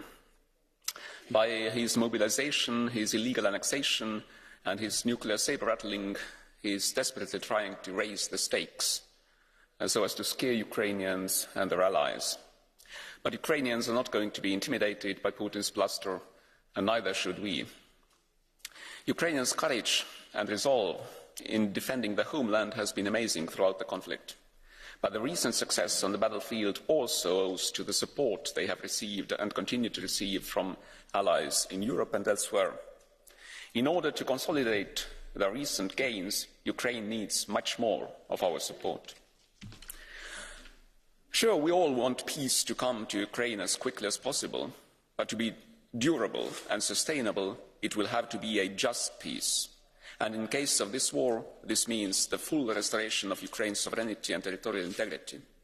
After Putin's sham referenda and declaration of annexation of Ukraine's sovereign territory, the restoration of Ukraine's territorial integrity effectively means driving the occupiers out by force. The faster this happens, the sooner a just and durable peace returns to Ukraine. Yes, Europe has done a lot, but now is not time for self-congratulation. For we have done much, but not enough, whether we compare our performance to that of the Americans or to our own previous commitments. We must not hesitate, and we must not be afraid to give Ukraine all the weapons, including tanks, that they need to successfully complete the liberation of the country. Quick and decisive liberation of all Ukraine's territory is the quickest path to a lasting peace, and is thus actually de-escalatory. As to those who aspire a diplomatic approach, I would say this: yes, when the liberation of all of Ukraine has been made irreversible, then we will indeed have a lot to discuss at the negotiating table, including how to make sure that all those responsible for war crimes are brought to justice, and also the issue of what needs to become of Russia so that it can never again slaughter innocent people and threaten international peace. Thank you. Thank you. The next speaker is our Vice President, Michal Šimečka. 1 minute. Thank you very much. Commissioner, Vladimir Putin is losing his aggressive and brutal war, and the attacked Ukraine together with Europe, which helps Ukraine militarily and financially, are winning. Let us not get misled or frightened by Putin's threats of using nuclear weapons or by his massive mobilization, where we see more Russians fleeing than joining it, or let's not get frightened by illegal annexation of territories where Putin is gradually losing control over it, because this is the only Putin's tactic.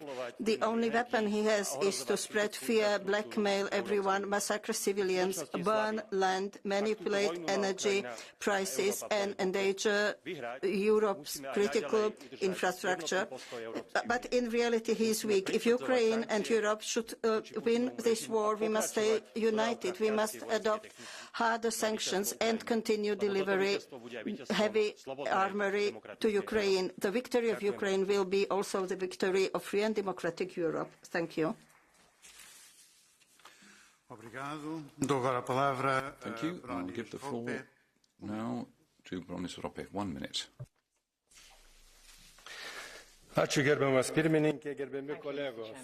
Colleagues, now,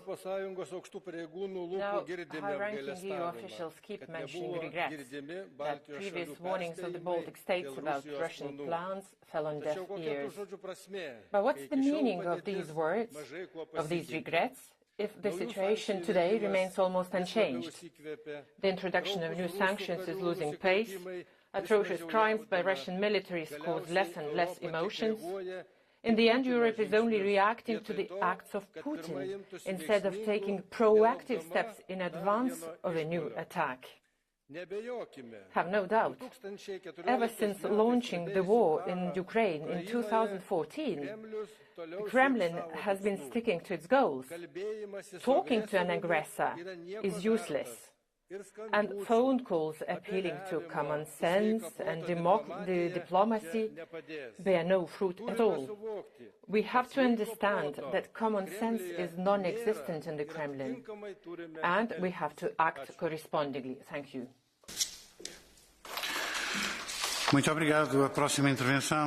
Thank you. The next speaker is Peter Kofod, 1.5 minutes. Tak for det, formand.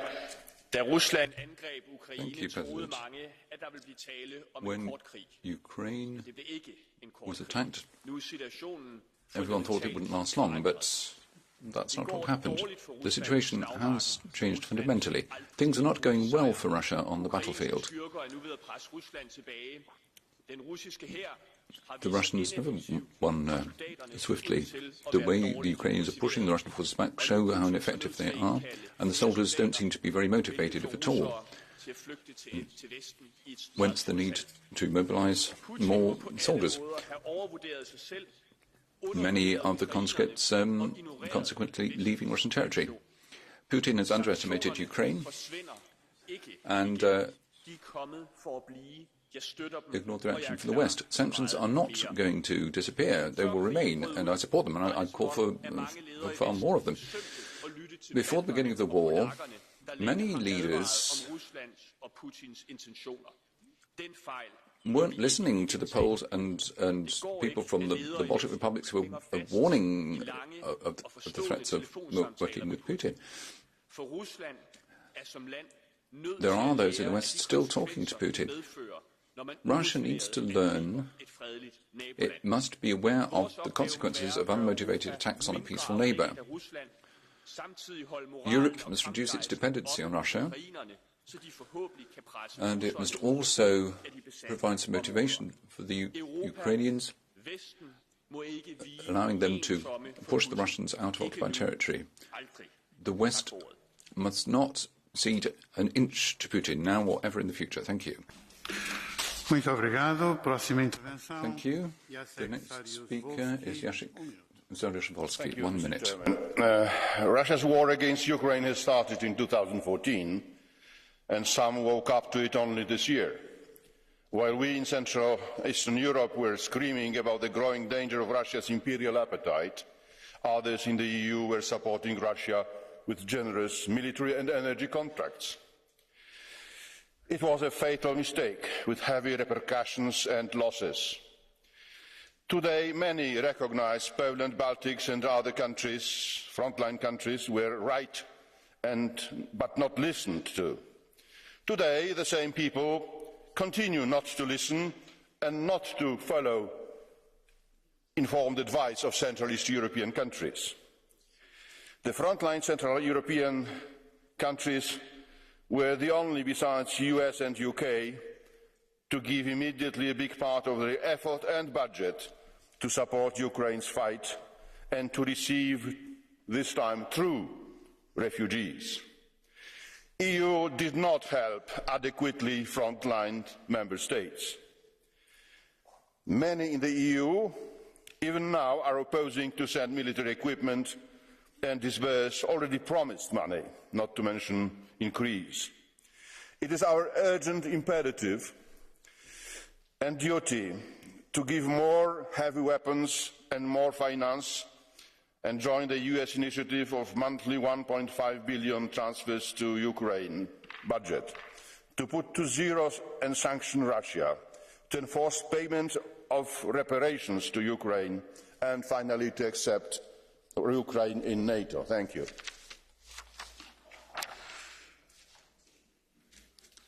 Thank you. The next speaker is Katerina Konechna. 1 minute. Thank you very much, President, Vice President of the Commission, representatives of the Council, ladies and gentlemen. The time for playing with words is over. The conflict in Eastern Europe has now really entered our homes and is threatening to attack the quality of life of people in Europe throughout the winter, and the danger of nuclear war has increased as well. And at the moment, the Czech government, the European Union and NATO are doing nothing but adding more fuel to the fire. There's a crazy competition of who is going to provide more weapons in this fratricidal war, who's going to show more courage in fighting to the last Ukrainian. The recent terrorist attacks on gas pipelines from Russia to Germany didn't just damage the interests and property of these two countries, but also threatened social peace throughout Europe. And the various approaches of the West and Washington, Berlin, vis-à-vis Ukraine show we are divided. And maybe you remember what US President Joe Biden said at the beginning of February when he threatened to terminate Nord Stream in the presence of the German Chancellor. So I call on the EU institutions to use their influence, take the initiative, start conducting peace negotiations, and that is the only way to lead to the end of this conflict, and the sooner the better. Thank you. Francesca Donato is the next speaker for 1 minute. Thank you, President. News from the front tells us that Ukraine is winning the war. Are we sure that Putin will agree to these losses without stepping up the level? The nuclear threat is becoming ever more probable. General Petraeus, the former head of the CIA, has talked in terms of triggering the Third World War. But those who call populists in Europe want peace talks, but Zelensky and the European Union are saying no. Now, what I wonder is this. Will the European Union survive this war?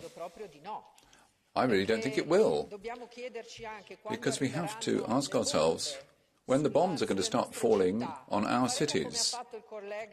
Are we going to do what Mr. Sikorski did when the gas line was bombed? He said, "Thank you, US." Shouldn't we also be saying thank you to EU? At least that's what our citizens will say. Let's carefully think through how many human lives and businesses we want to sacrifice. I would ask you, please, let's end this madness. Thank you. The next speaker is Siegfried Mureşan. 1 minute. Thank you, Mr. President. Dear colleagues, the first and most important thing is to observe and recognize reality on the ground.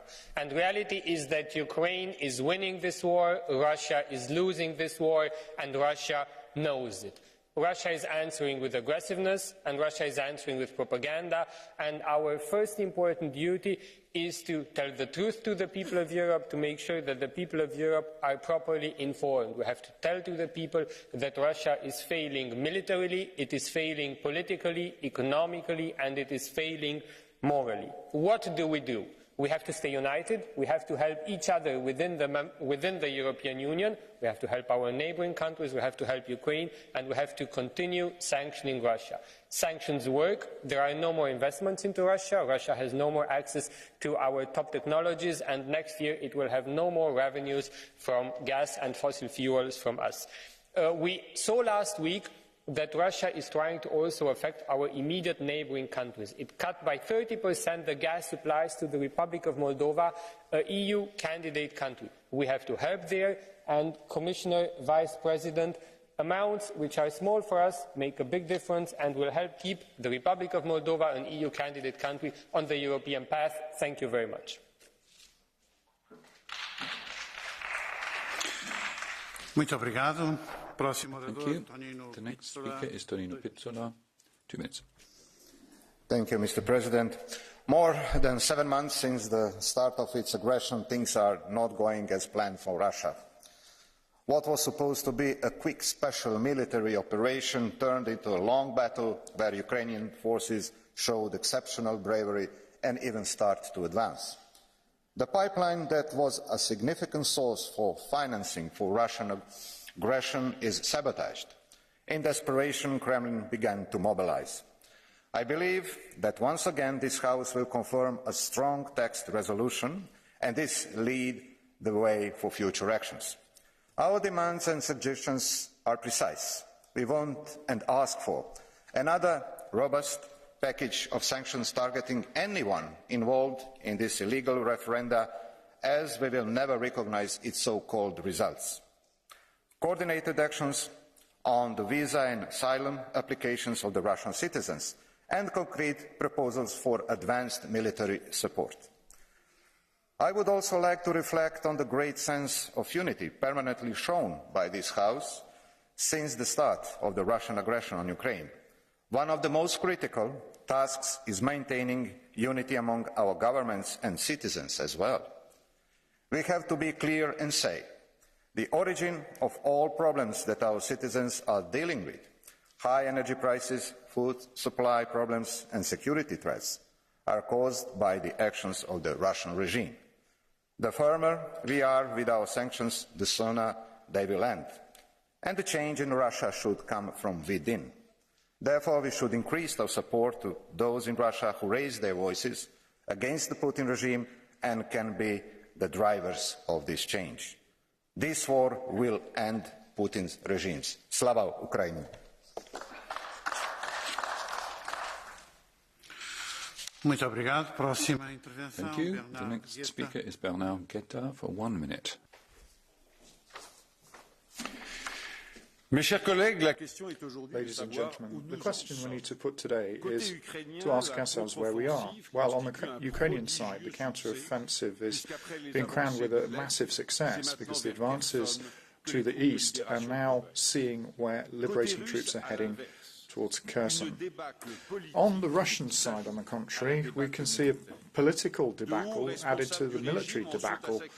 The highest echelons of the regime are starting to accuse one another of negligence in the harsh light of the public eye. And this has never happened before. Russia's chain of command and Putin himself, we can see, are no longer untouchable. And it's the start of this general disintegration we saw with the partial mobilization, first signs of emancipation of Central Asia, the success that our sanctions are having, and the rather strange and persistent assertion from Mr. Prigozhin, boss of a powerful militia who's nurturing his own ambitions. The sun is setting on an aging Tsar, but at this time he is more dangerous, but he will still lose. Thank you. The next speaker is our colleague Viola von Kramon-Tavedel. 1 minute. Mr. President, Commissioner, colleagues, Putin is neither a master strategist nor a geopolitical genius. He is a terrorist who is only capable of bombing children and blackmailing us with doomsday. In these efforts, useful idiots are his main asset. These useful idiots, and there are plenty, from politicians to tech entrepreneurs, should not be allowed to define the narrative. The chaotic mobilization of troops and threatening the world with nuclear weapons only prove one thing. Putin is desperate. Desperate because he's losing the war that he vowed to win in 3 days.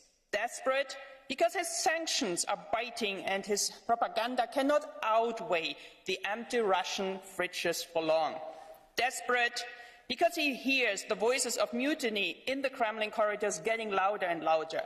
Putin is Russia's greatest enemy and his end is in sight.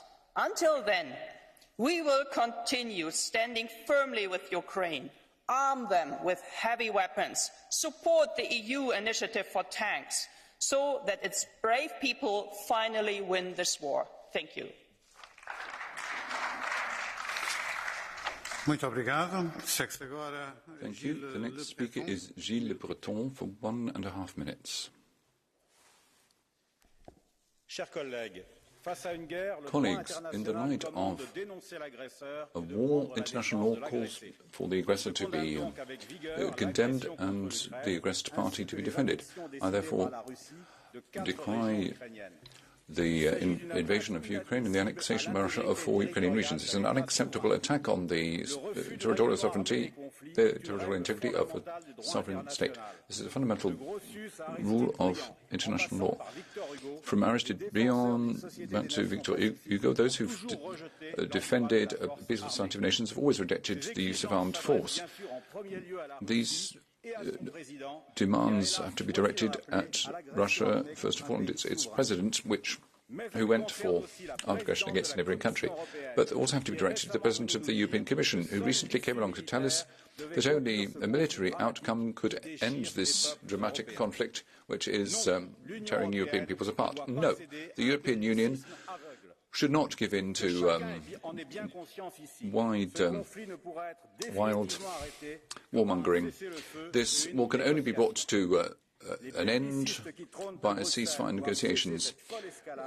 The war camp in Brussels must stop this crazy escalation following Washington's orders to humiliate Russia. As General de Gaulle said, I want a multipolar Europe, where Europe will be a power to peace rather than being the footstool for an omnipotent America. Thank you. Thank you. The next speaker, Nicola Procaccini. 1 minute. Thank you, President. This war, unfortunately, involves us all indirectly in terms of the military and economically. So we shouldn't commit 2 mistakes. We shouldn't make our choices alone, particularly when it comes to energy. The gas price cap and the electricity price cap, if they are to come along in the next few days, are too late for businesses and families in Italy and in Europe.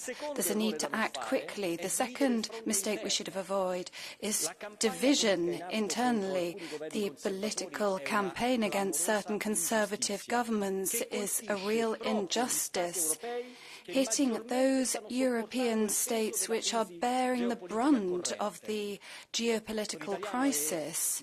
I'm Italian, and I know which government is in the firing line, but I hope the left's hatred for democracy will not be greater than Putin's hatred for democracy. But allow me to be rather pessimistic on that score.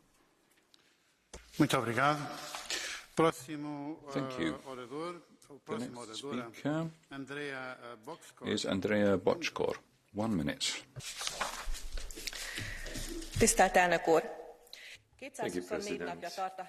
224 days of war that taking the toll among citizens and children, and more than 10 million people were forced to leave their homes. The Fidesz group in this parliament has condemned and condemns the Russian aggression and the annexation of Ukrainian territories and war crimes committed. Since the beginning, we have been in support of the integrity of Ukraine, and we do not accept the results of the fake referenda. Hungary's history's largest humanitarian aid program is going on, and we have received more than 1 million refugees from Ukraine. Our interest is a peace which observes the integrity and sovereignty of Ukraine. Only this can stop the suffering of war. Only this can stop this raging of madness. It is unacceptable, on the other hand, to connect the solidarity of the Ukrainians with the full energy sanctions against Russia, because this divides Europe, and the sanctions, the energy sanctions, are contradictory. Thank you very much. It's now my pleasure to give the floor to Vice President Othmar Karas. Sehr geehrter Herr Präsident, Herr Kommissar, meine sehr geehrten President, Damen und Commissioner, Herren. ladies and gentlemen. Entschlossenheit, Einigkeit, Resolution, unity and solidarity, security and support. Von allen in diesen Minuten gefragt. Those are the orders of the day. I had an opportunity last week to represent the Parliament and go to Kiev, the capital of Ukraine, to carry out discussions.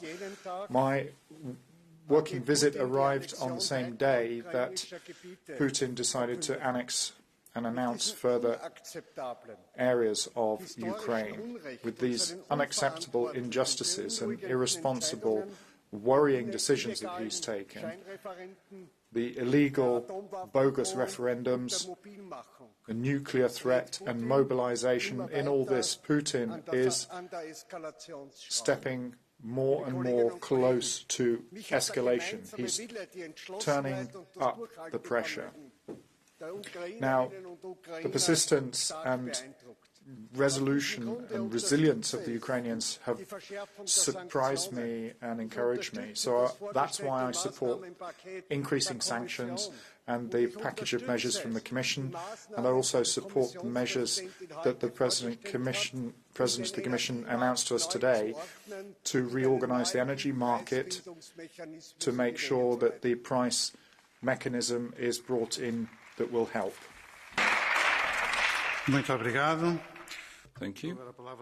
The next speaker is our colleague Vladimir Putin. 1.5 minutes. Thank you, Chair. Russia continues its centuries-long tradition of conquering new lands and other nations. It neglects the fact that it is a brutal breach of international law. Being an economic dwarf, feeling that in the future its main sources of wealth will lose much of their present significance, it wants to strengthen its international position with use of force. Having little to say in scientific and technological competition, Russian leaders, supported by many ordinary people, want other nations to feel fear. Then there is a personal obsession of their leader, who would like very much to rebuild something similar to the Soviet Union. Aggression against Ukraine is a step in this direction. This is a major violation of law. Aggressors are responsible for a terrible number of killed people, demolished cities and villages, bombarded infrastructure. To hide compromising battle failures, they decided to officially steal part of Ukraine and threaten the rest of the world with use of nuclear arms. We all, not only Europeans, must understand that this is equal to the final termination of life on Earth. Giving up is not an option. It will not stop Russia. The only thing we can and should do is to support the victim, Ukraine, as much as possible and as much as needed to defeat an aggressor and to show that we are able to defend life, law and liberty. Thank you.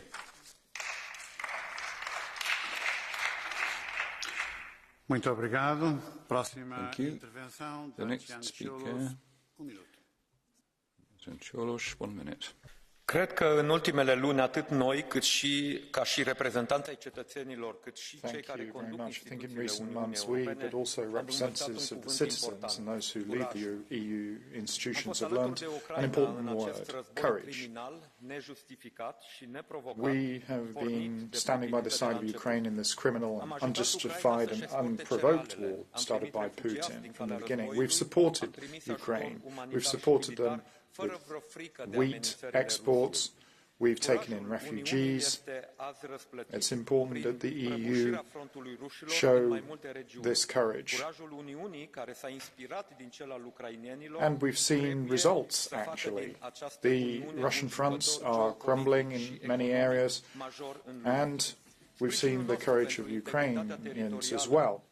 We have to make sure that we provide support around the world to maintain independence and territorial integrity. We have to keep up those measures. Freedom and democracy are important. Those are part and parcel of the values that the Union was created on, and it's important that we continue with that, continue to show courage. And as long as we have courage, no dictator will be able to cling to power, not even Putin. Thank you. The next speaker is Yannick Jadot for 1 minute. Chers collègues, Dear colleagues, of course, today we need to step up these sanctions and all the assistance to Ukraine to obtain Ukraine's military victory and the end of atrocities. The High Representative said that what is at stake is a conflict of values, of civilization. But this conflict of this clash of civilization and values is really at the heart of European society as well. And this has an effect on European unity. Look at the far right. Let's look at their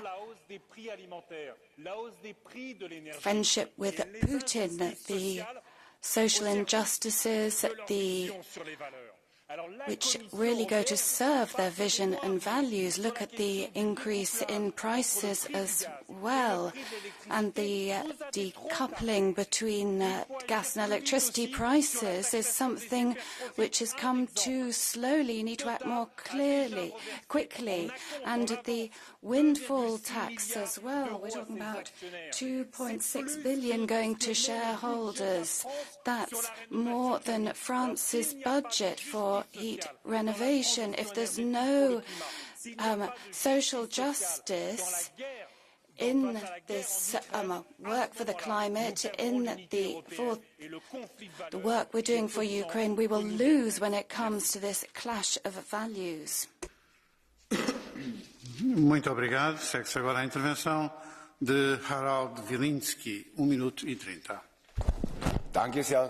Meine sehr geehrten Damen und Herren, mit dem Sanktionen-Wahnsinn, der heute erneut Yes, we can see that the sanctions crazy idea is being professed once again from the conservative left majority, the Commission of Green Social Democrats, Conservatives. They are going to really run this continent to the wall. Look at how people are coping. There's record inflation. There's people who are losing their businesses. There's poverty. People don't know how they're going to get through the winter. And the advice is, well, just stop heating. Turn it off. Just freeze through the winter.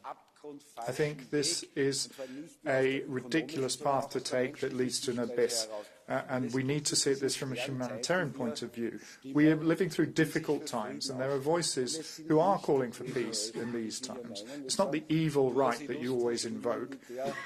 We hear speeches where people who are, such as the business people, one of the most successful businessmen in the world, Elon Musk, for example, and also the Pope, all asking us to sit down at the table and try and stop the killing so that in Europe we can maintain prosperity, that we can make it through the winter with our heating so that people don't need to freeze, people aren't scared of losing their jobs and their prosperity running into the sand and their savings to be lost to record inflation and this continent to be dragged down into further deeper problems. I can only once again appeal to you to speak with a strong European voice. I am concluding. The warring factions need to be forced to the negotiating table and find a common solution that everybody can accept. Thank you. Thank you very much. And now, Alexander Vondra, you have the floor. Ladies and gentlemen, today I will be positive because we have a quality resolution ahead of us which contains all important elements. Our reminder that Russia bears the full responsibility for the war, our reiteration of the full support for Ukraine, including our call to increase the massive military assistance, and also calling to explore the possibility for Lend-Lease military assistance, something what I have already proposed during the last plenary. Also, we are rightly condemning the so-called referenda to annex the 4 Ukrainian regions as illegal and illegitimate. And last but not least, we are also condemning the recent Russian threats to use nuclear weapons as irresponsible and dangerous, and calling that we would not be deterred by our further assistance to Ukraine and self-defense. That's all good. Maybe one thing is missing here, and that's to designate that threatening the use of force, the nuclear force, should be labelled or designed as a threat against peace and humanity. So let's work on that, because it's unprecedented rhetoric by Putin. Thank you very much. The next one is Mr. Lefteros. Nikolaou Avavanos, you have the floor. The annexation of Ukrainian territories that President Putin announced means that we have more oil in the fire of this imperialist war. And of course we have the support to Mr. Zelensky with new materiel. So we have a conflict between Eurasianism and the Asian bloc with Russia, China, but within the Eurozone as well, between Germany, France and Italy. So the threats from both sides for the use of nuclear weapons, the sabotage of the pipelines means that the peoples in Ukraine and the whole world pay a high price. Under these conditions, Greece must move away from this war and the NATO plans for war. So we need to stop right now sending materiel to Ukraine, and we should no longer use Greek territory for a staging ground for this war. And so in each and every country we need to do everything to stop this war. Thank you very much. And the next one is Ms. Dolores Montserrat. You have the floor. Thank you, President. Putin is continuing his war escalation, calling up reservists, the illegal referenda. Europe needs a firm response with sanctions on Russia, with no beating about the bush. This is a war criminal we're talking about here. When there's a criminal war there, you can't give way at all. But we also have to tackle inflation, the impact on prices. We need an urgent reply for families and small firms. They can't make ends meet. In Spain, we used to be one of the cheapest, now we're one of the most expensive countries in Europe. Producers are tripling their energy prices. Citizens are already saving energy, not because we're asking them to do so, it's because they can't actually pay for it. In Spain, while families are economically struggling, the government will get an extra 30 billion euro because of inflation than last year. That money should be returned to citizens' pockets. You have to bring down taxes so that millions of families and firms do not face ruin. Thank you very much. And now Mrs. Helen Fritza, you have the floor. Thank you very much, President, Commission, Council. Russia's terrible war is affecting the Ukrainian population every single day, and it's threatening peace in Europe and security in Europe as well. Now that Russia is escalating the war, we Social Democrats believe that the Commission's calls for unity and solidarity are decisive, and that Commissioner Johansson's guidelines on the visas are reasonable. In this particular security situation, we think that the leaks that have happened in Nord Stream 1 and 2 in the Baltic Sea need to be investigated properly. This presumable attack of sabotage have happened in Swedish and Danish economic zones. That's very serious, just a few miles from where I live. Putin's cold-blooded actions in Ukraine and the illegal annexes have to be stopped. We in the EU have to continue our strong cooperation, because one thing is sure, Putin will not come out of this victorious. Thank you. Thank you very much. The next one is Mr. Ilyan Kuchuk. You have the floor. Colleagues, ladies and gentlemen, Europe has done a tremendous job.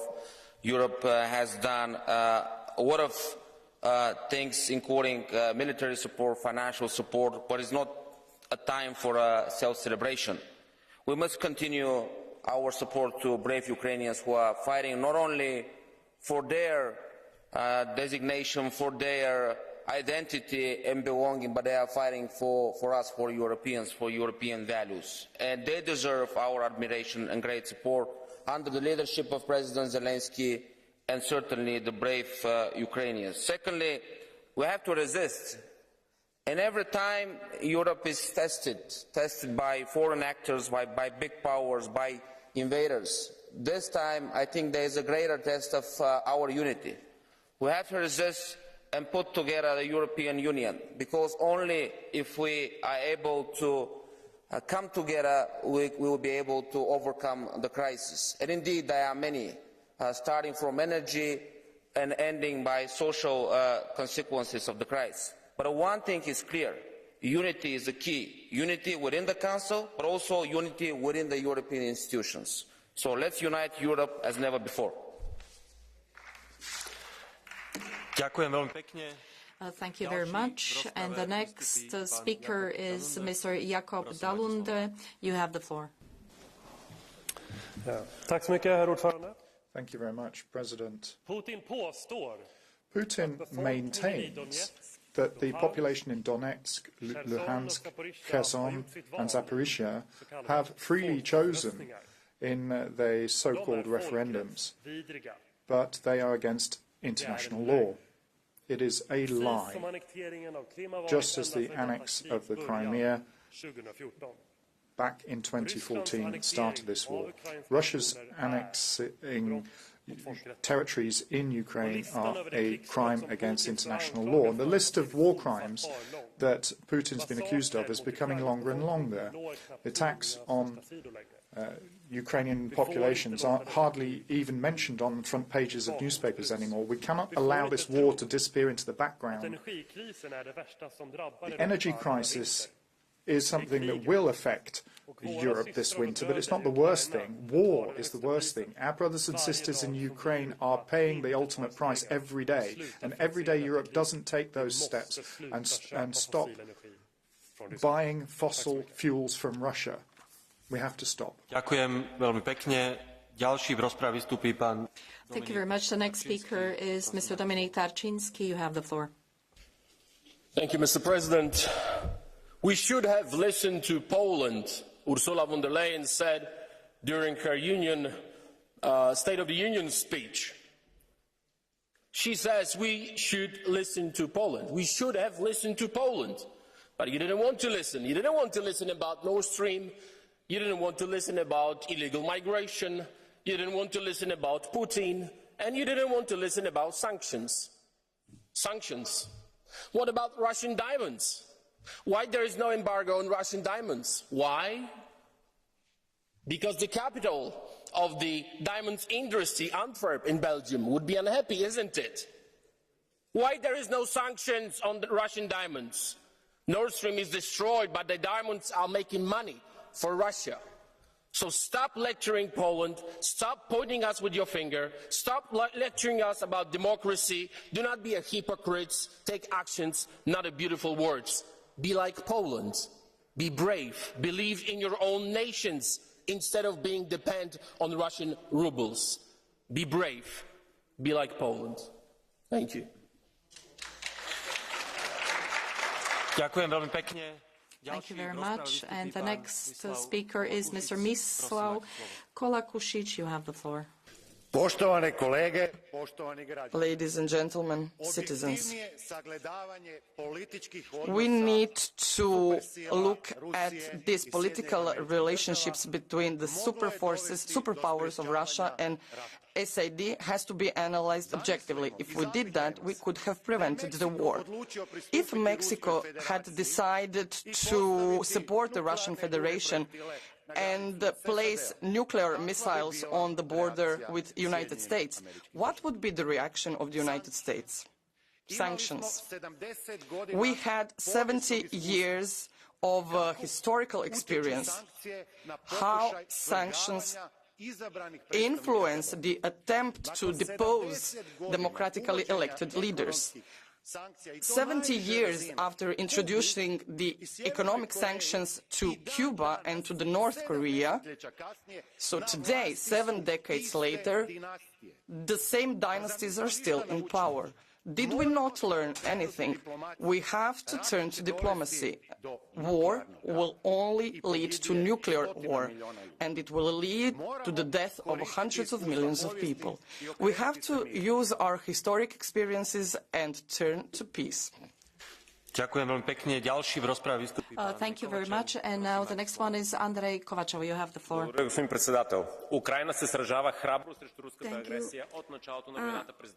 Ukraine is fighting valiantly since the start of the war back in 2014. Regardless of their ethnic origin, Ukrainian citizens are valiantly fighting for their country. And all Kremlin expectations for a blitz victory are failing, and Ukraine counter-offensive force putting into some senseless steps undermining international and moral norms, annexing illegally territories of a neighboring country which has independence and whose borders are UN recognized. So there is a threat of nuclear action, which is further blackmail. The EU member states have to continue their massive military, financial, intelligence, economic, infrastructure, medical, humanitarian support for Ukraine. It is important that Ukraine's desire to join NATO has to be respected, but it is shameful that the former Bulgarian government did not support the sending of military equipment to Ukraine. And colleagues from the left, you did not let this happen. It is lamentable that Bulgaria did not join the Central and Eastern European countries on Ukraine. Thank you. Thank you very much. And now, Juozas Olekas, you have the floor. Thank you very much, ladies and gentlemen. Per juos buvo daug netekčių, liūdesio, baimės, bet kartu jie buvo pilni Ukrainos žmonių ir jų sąjungininkų susitelkimo ir ryžto nepasiduoti agresijai ir prievartai. Agresijos praeitą savaitę vykdyti priverstiniai suklastoti pseudo referendumai parodo tik tai, kad Rusija nesiruošė ir nesiruošė elgtis pagal civilizuoto pasaulio taisyklės. Kolegos, išgirskit, Putinas ir jo aplinka supranta tik jėgos kalbą. Todėl vienintelis būdas išspręsti šį konfliktą Ukrainos okupuotą žemės, this conflict to liberate the occupied territories of Ukraine is to continue to provide even more weapons to Ukraine. Lastly, lately Putin, just like an angry and raging bull, has been brandishing the nuclear threat. The West has to be unequivocal in stating that should this happen, Russia would erode and eradicate all the taboos set since the Cold War, and all the Russian targets both in the occupied Ukraine and in the territory of Russia, including Putin's underground bunkers, would actually become the target of a retaliatory state. Let's stay united and let's show our solidarity. Slava Ukraini. I was told that the interpretation has not been working for parts of the time. Has it worked toward the end? No. You should probably check this.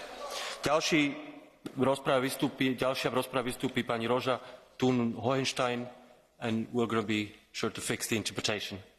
Prosím, máte slovo.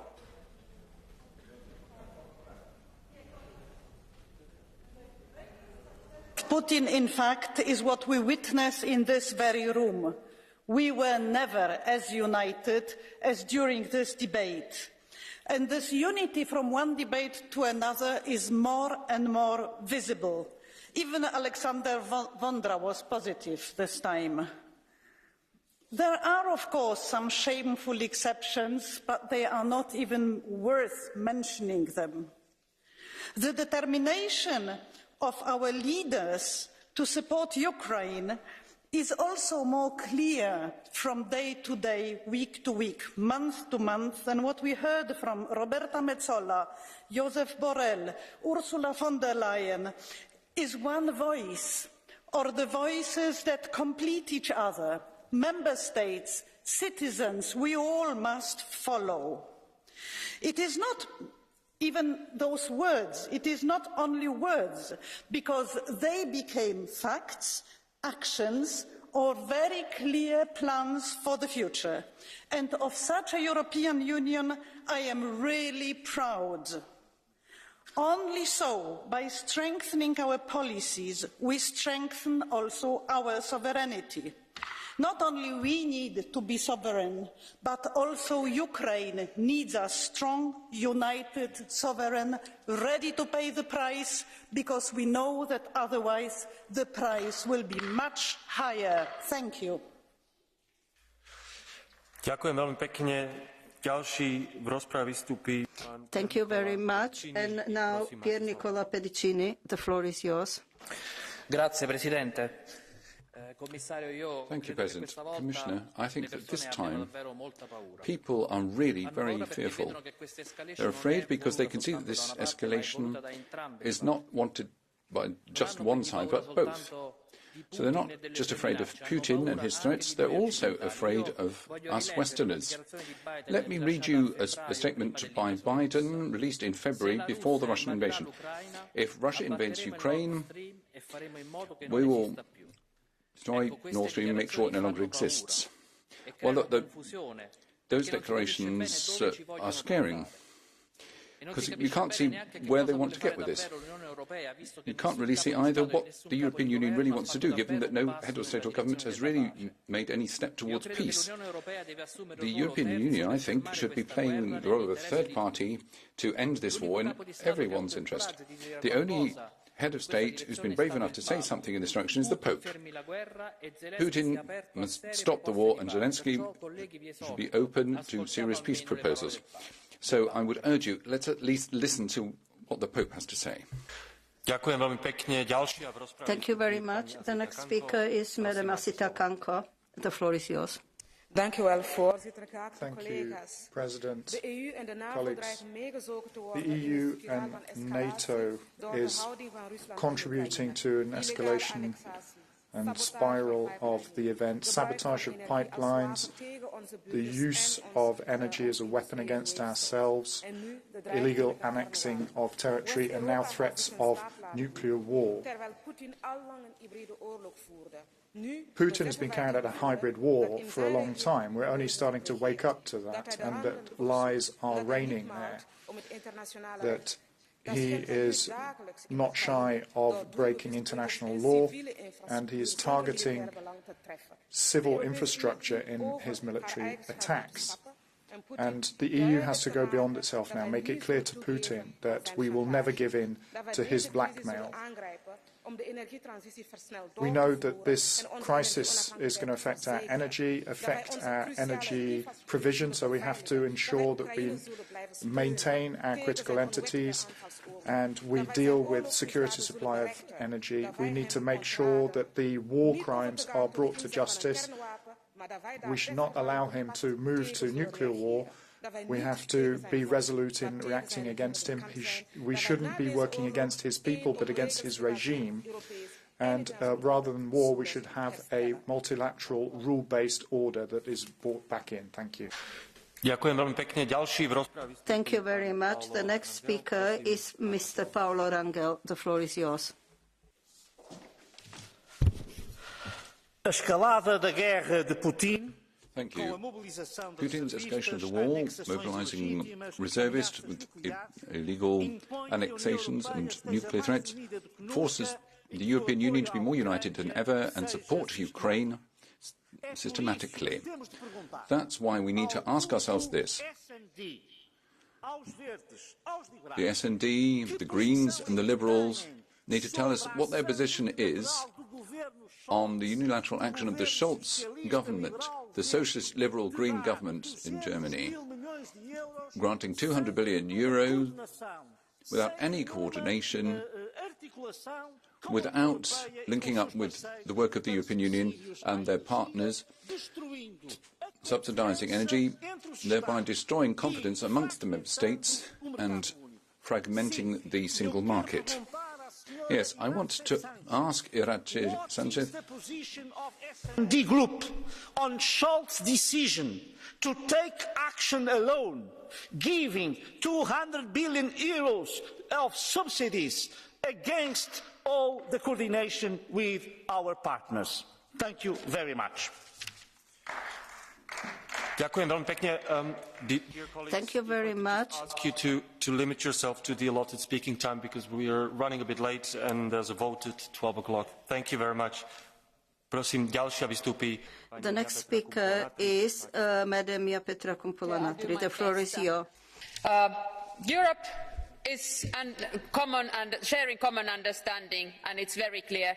We stand with Ukraine to help it defend its territory, each quadrat meter, and to stay a sovereign state. We need to make the world to see that any threat to Russians is from their own president. It's not from NATO, EU, Europe. It's the president who will threaten their morality, economical stand, and sending men to Ukraine to kill Ukrainians. But in this war in our continent, we also need to protect the rest of Europe. Security is the highest priority. Whether it's an energy crisis or is it unbearable prices, lack of energy because of so much reducing energy from Russia. It's cold winter to manage if we don't succeed with the savings too. I welcome the words from the Commission President to raise the protection of all the critical infrastructure.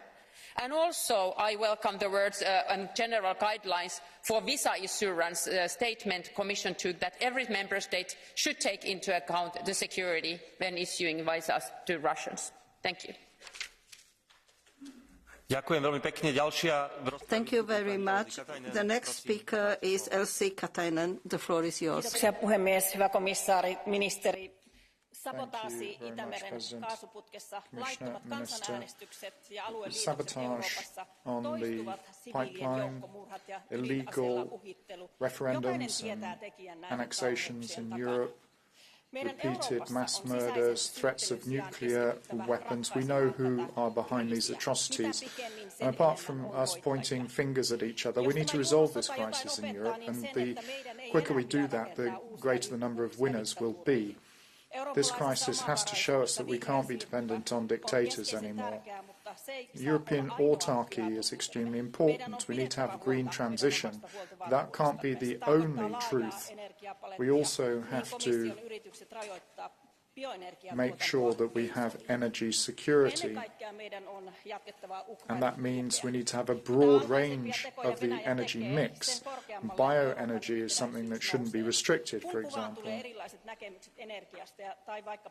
The worse Russia stoops, the more united we need to be, whether that be on energy use or visa policies.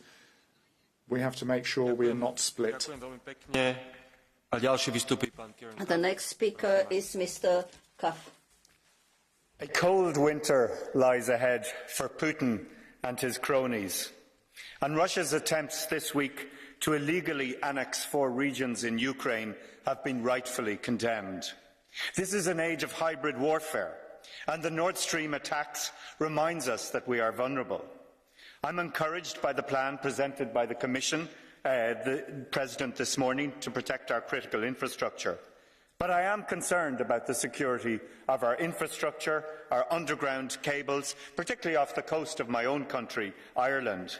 These cables are crucial to the functioning of Europe's digital services, and a recent report found that the Irish Defence Forces cannot adequately protect them. So we need to urgently invest in our defence capacity, on cyber security, and on defending our crucial infrastructure at this perilous time. Thank you. Thank you very much. And the next speaker is Andres Kubilius. The floor is yours. Dear colleagues, first of all, of course, congratulations to victorious Ukrainians. It is clear that the end of the war depends only on how much weapons the West delivers to Ukraine. In some way, it's a shame for the EU that the United States delivered 25 billion euros value of weapons, and the whole European Union support, together with all the member states, is only less than 6 billion euros. The same is with financial aid. The European Union is heavily behind United States assistance. It's not enough of our solidarity statements. Real EU money are needed. Sanctions are working, but the most painful next sanction on Putin would be immediate creation of special tribunal on crime of aggression, which would target directly Putin. Ukrainian military performance is above all the NATO standards. Not Ukraine should ask for NATO membership, but NATO should ask Ukraine to join, because Ukraine is implementing NATO mission to stop Russia's imperial expanse to the west. We can help Russians to bury their imperial dreams with immediate Ukraine NATO membership and negotiations on EU membership started early next year. We shall show to Russia that Ukraine is gone from imperial grey zone. Ďakujem veľmi pekne. Ďalší v rozprave vystúpi. Thank you very much. And now Mr. Bonafé. Thank you, President. More than 7 months have gone by since the Russian army, on Vladimir Putin's orders, began its invasion of Ukraine. And now, in the face of the facts, as its plans have collapsed, the Russian regime is acting in an ever more violent criminal way. Illegal annexations with sham referendums. Well, what we need to do is get all the main players around the world around the table to work for a fair peace. We're about to have the first meeting of the European political community. Together with NATO, we need a stable project for a secure Europe and an independent Ukraine. Let's move in that direction.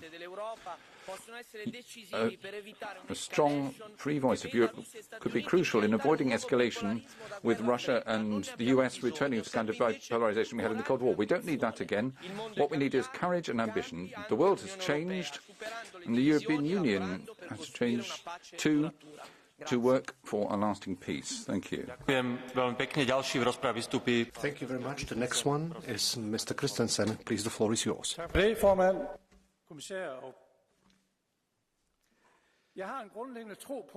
you, Chairman.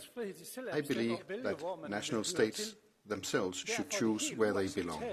This is why it's unacceptable when we see the Russian annexation and their attack from February 24th. We have now also witnessed sabotage close to Denmark and Sweden in the Baltic. During the war, we see war crimes which should not happen in 2022. The Russian aggression has also stopped the export of foodstuffs from Ukraine, and this has had big consequences for third countries. There's also, as a result of the war, an important energy crisis. Prices are rising. This is very costly for European households and companies. There's a long and cold winter ahead of us. We need to act now. When Putin forces us to turn down the heat, we need to improve our production of coal, gas and shale gas. This is how we protect Europe. Thank you very much. And the next one next one is Madam Angelika Niebler. Thank you very much. Chair, Vice President of the Commission, Council Representative, colleagues. The Russian partial mobilization, nuclear threats, the unfair annexation of occupied areas. Putin is increasingly aggressive in his war on aggression. The Ukraine is defending itself bravely. It's fighting on its own behalf, but also fighting for our interests.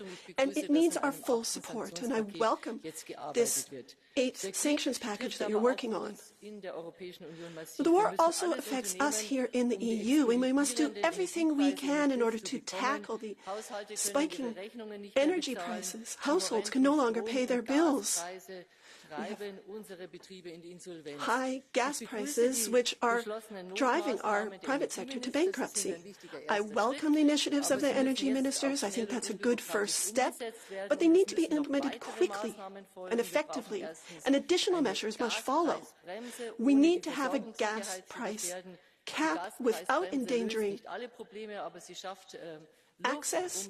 Now, this won't solve everything, but it will give us a bit of breathing space in order to tackle the challenges we face. We need to work together on both gas and LNG, and we need to work on the index system for electricity prices as well. as we see, all of this is needed given the current circumstances. Thank you. Well, thank you very much. The next one is Madam Marina Kaliurand. The floor is yours. Thank you, President. Head kolleegid, viimased nädalad on olnud murrangulised. Last weeks have been important. It seems that the war might reach its end phase, and the downfall of Putin is only a matter of time. The question is, when will it happen and how much harm will the regime be able to do? Our support to Ukraine is more important than ever, together in solidarity and forcefully, even if it means economic difficulties to our people. These are not comparable to the war. For the hesitant, I suggest to go to Ukraine and talk to the people there.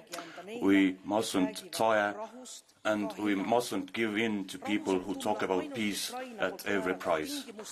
But peace can be achieved only at the conditions of Ukraine as put in place by President Zelensky. He mentioned 5 conditions, including bringing the perpetrators to justice. Thank you. Thank you very much. The next one is Mr. Niels Torvalds. The floor is yours. The President, Commissioner, Minister, we actually know how the Russian war against Ukraine will end. It will end in a total moral, societal, economical collapse of Russia, and we already see the first sign of it. But this road to collapse is long and it's lined with untold sufferings and human death. Along this Via Dolorosa marches the Ukrainian army and peoples of Ukraine. In comparison with them, we have a fairly easy walk, but we already complain, sometimes in an unduly manner. Now it's time for us to make some small sacrifices. But making these small sacrifices, we should also be able to open up a perspective for Europe in the future. 47 years ago, the Conference of Security and Cooperation opened in Helsinki. The principles of the final act had then been torn into pieces by Vladimir Putin and Russia. We need a new conference. We need to get Europe on a new path away from the mortal path Russia under Putin has chosen. Thank you. Thank you very much. The next one is Madame Sandra Kalniete. The floor is yours. Mr. President, Commissioner, colleagues,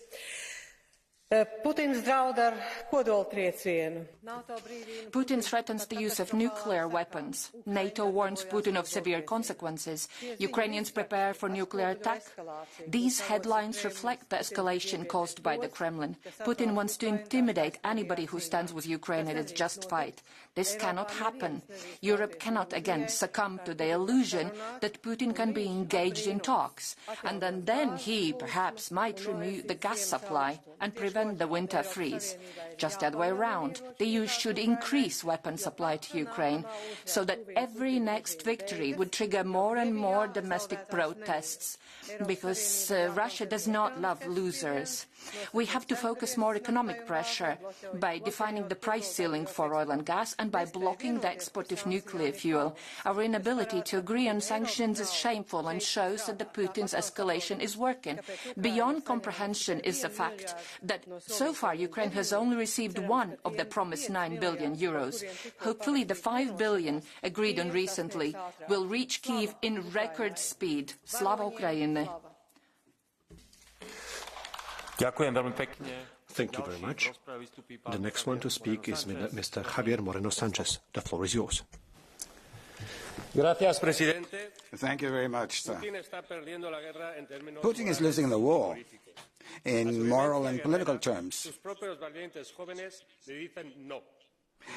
The Ukrainian, the very brave Russian young people are saying no to him and leaving the country. The international community is saying no to him. The only thing he's got left is blackmail, psychological blackmail.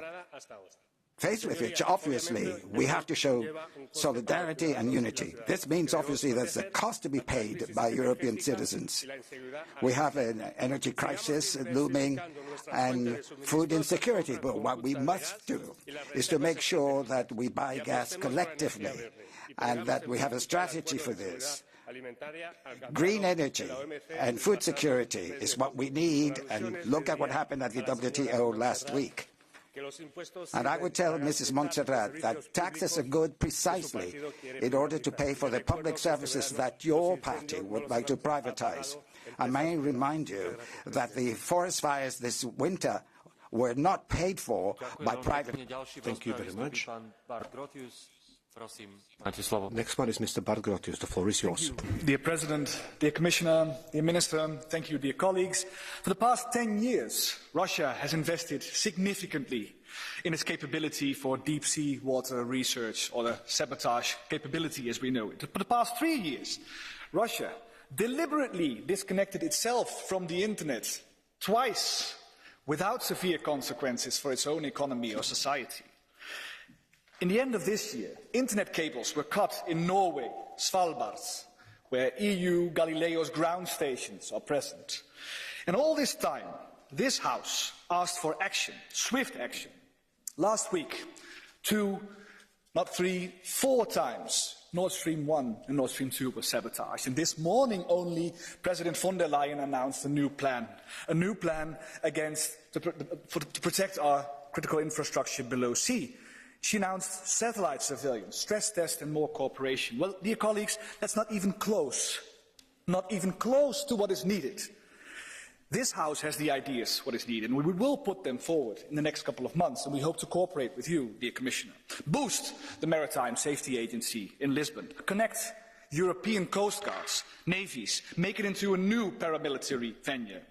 Place sensors in our water, use industry data. Create PESCO projects to technically update our submarines for this task. And last but not least, attribute. Make sure that every incident is reported, investigated towards the culprit, together with NATO and neighboring countries. Thank you. Slava Ukraini.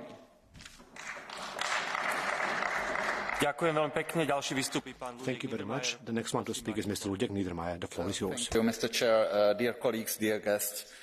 It was great to see such a strong sense of unity here, of all except of very, very few. I guess it's clear what should be our reaction to escalation of the situation and increase of the risks. First, this is political support, at least as strong as was shown today, this morning. The second, economic support. I mean economic sanctions and, as well, obviously, the financial support of Ukraine. We also shouldn't forget on the humanitarian part of the problem. There are millions of people in Ukraine that have lost home, and they can suffer in winter, and they count on our support. I also very much appreciate statements of the Commission on the energy. Very good proposals from the Commission can help us to avoid huge economic risks this winter and later. This is very important. And also keep the social stability that is needed for continuation of current right course of our policy. Thank you very much. Thank you very much. The next one to speak is Madame Kathleen van Bremt. The floor is yours. Dank u wel, voorzitter, collega's. Thank you, Chair. Colleagues, Ukraine is a free and independent nation. It is a democracy. And it is Putin, and Putin alone, who, with his illegal aggression against Ukraine, has brought war back to the European continent. And the answer to this, colleagues, I think we all agree, must be unity, cooperation, and solidarity. And we've shown that. First, with the broad-based support to Ukraine, but also with the succession of sanctions packages. We need to ensure that we close the tap when it comes to funding Putin's war. And it's for these reasons that I do support adding diamonds to the sanctions packages. And I'm saying this as somebody from Antwerp. Cooperation and solidarity are also needed to tackle the energy crisis. And it would appear that there's a bit of a lack of that today. We talk about solidarity. We see that from the Council. We also need it from the Commission. Commissioner, I've heard some very good things about President von der Leyen this morning. It really is time to convert that into action. Let's set a price cap. Let's uncouple this electricity from gas prices, and that will ensure that true support to European people, that the European people will continue to support Ukraine. Thank you. Thank you very much. The next one to speak is Madame Marie-Pierre Vedren. The floor is yours. Merci, Monsieur le Président. Thank you, President, Commissioner, Minister. In the European Parliament, which is the heart of European democracy, we can once again confirm our unstinting support to Ukrainians. We condemn this escalation, as we have condemned all of Vladimir Putin's actions, bringing war back to Europe, organising sham referendums, and Ukrainians are not only fighting for their own freedom, but for democracy itself, European democracy. Following all these months, Ukraine is nonetheless determined. We need to step up to the plate and show the same courage as the people of Ukraine. We should not listen to the propaganda. The 8th sanctions package is vital as a lever to hit the Russian economy. The people of Ukraine are thirsty for freedom. They have expectations, and we need to continue working hand in hand with other democracies in order to consolidate our own strategy and our own support, including supplies. And for that, we need to be united and strong. Thank you very much. The next one to speak is Mr. Karlo Resner. The floor is yours. Poštovani podpredsjedniče, uz brutalno kršenje međunarodnog ruski režim počeo je. What do we have before us? We have a threat of nuclear war. And the Russians are now using energy, actually, as a weapon. They have weaponized energy against Europe. What have we been hearing around from Mr. Kucic? Unlike that, unlike what he said, history has shown that if we do not stand united, if we give in to tyranny and imperialism, in the end we will get nothing at all. History has shown that we cannot just take aggression in an ordinary fashion. Obviously not. We must look at the fact that this is a country, Ukraine, that already 30 years ago had suffered a very similar aggression. What will happen later, after the Ukrainian war, is something that's going to fashion a new Europe. This is the reason why we must give our total support to the Ukrainian people. We must make sure that we go back to the fundamental policies of the European Union as regards defense, as regards energy. This is a matter of survival in this. Thank you very much. The next one to speak is Mr. Dietmar Köster. The floor is yours. Go ahead.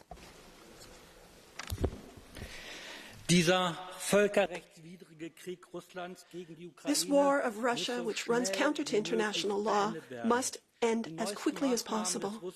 Recent measures taken by the Russian regime, the illegal referendums, the renewed annexation, and the threat of the use of nuclear weapons must be fully rejected. Nuclear war would lead to complete destruction on all sides. It must be avoided at all costs. So we need the diplomats to finally take action. And this is the view of 77% of all Germans. Political offers need to be made in order to encourage both sides to lay down their weapons. Unfortunately, the Commission has been completely inactive in this area. Instead, there's encouragement to use more weapons and to stand on the battlefield, and that is not the way forward. Yes, we need to support Ukraine economically, politically, and militarily, but we also need to ensure diplomatic efforts, and too little is being done on that side. We see the Russian people are against the war, and that needs to be supported as well. Russia is breaking international law, and we in Europe need to do as much as possible in order to help our partners. Thank you. Thank you very much. The next one to speak is Madame Frances Fitzgerald. 1 minute. The floor is yours. Colleagues, the war has entered a critical new stage with new victories from our brave and fighting Ukrainians every day. Ukrainian forces are advancing and regaining strategically important cities. Yet, as Ukraine advances, Putin ups his brinkmanship. The annexation by Russia of 4 Ukrainian regions last week further signified a deepening of his war efforts. His ruthlessness is exemplified by harrowing images of Ukrainians forced to vote at gunpoint, and of course the shocking images of recently released prisoners of war. So too the explosion within the Nord Stream 2 pipeline and the threat of the use of nuclear weapons. We too in Ireland must defend our crucial infrastructure off the coast. The threat draws closer. Democracy can prevail in Ukraine, but only with united support. And I mean united, right across Europe on all fronts. Absolute support on sanctions.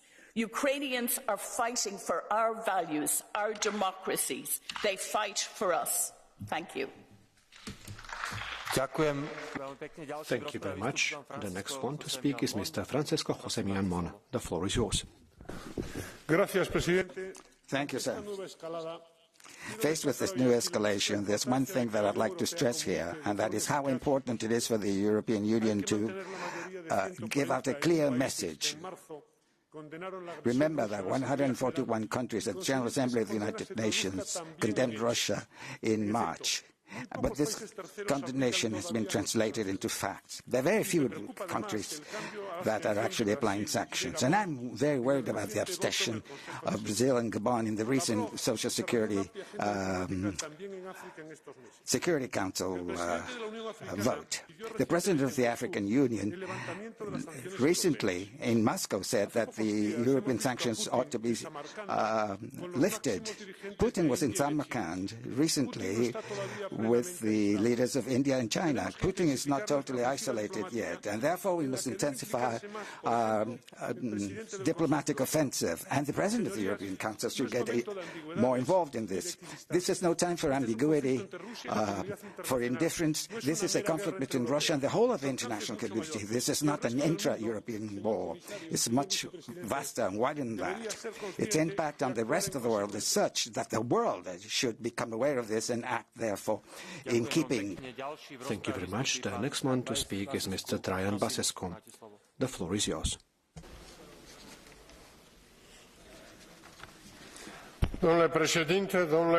Chair, Commissioner, Europe is going through a major security crisis as well as a major energy crisis. How come? How come we're here?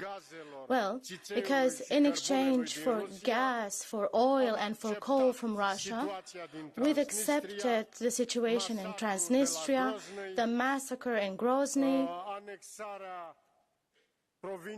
the annexation of Ossetia and Abkhazia in Georgia, and the annexation of Crimea. We just stuck to sanctions that had no effect on Russia.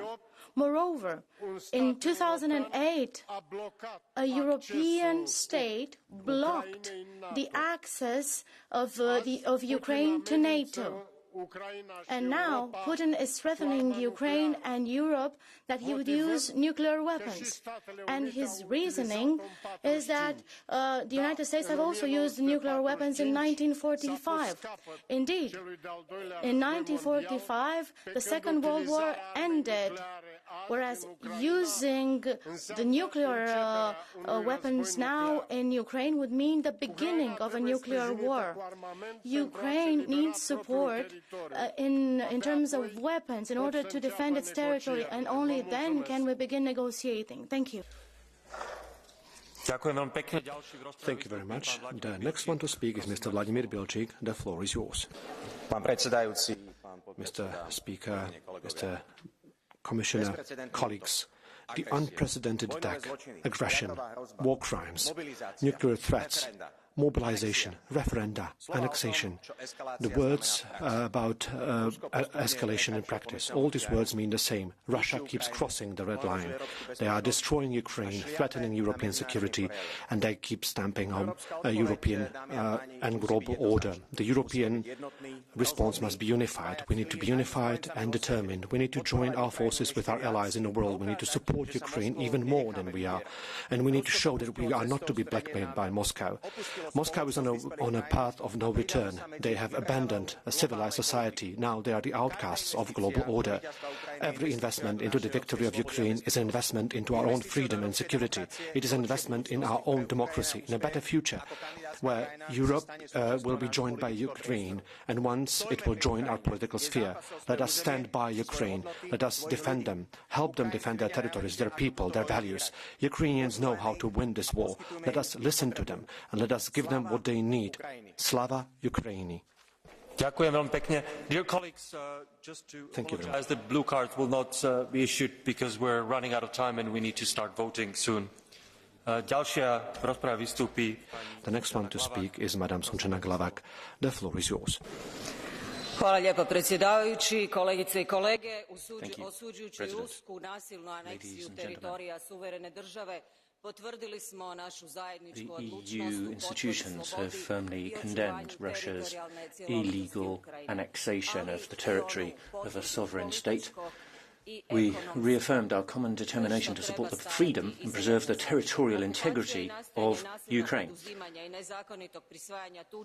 as well as its economic and energy integrity. Russia's military invasion of a neighbouring country, occupation and attempt to forcefully seize and illegally appropriate foreign territory are the most flagrant examples of violations of the legal system on which the European and world order is based.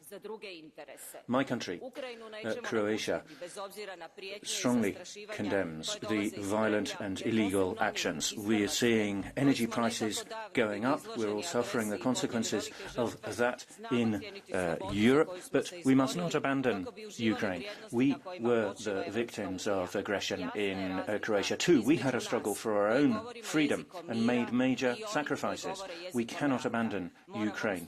We are speaking the language of peace. They speak the language of war. We must persist in our policies and our values, but we must also be very aware of Russia's geopolitical strategy, and we must continue with our measure. I'll only be able to have 3 catch-the-eye speeches, but 1 for each of the groups which have applied for it. And first, Mr. Eugen Tomak for 30 seconds. Vă mulțumesc, domnule președinte. Cred că nu mai e un secret pentru nimeni.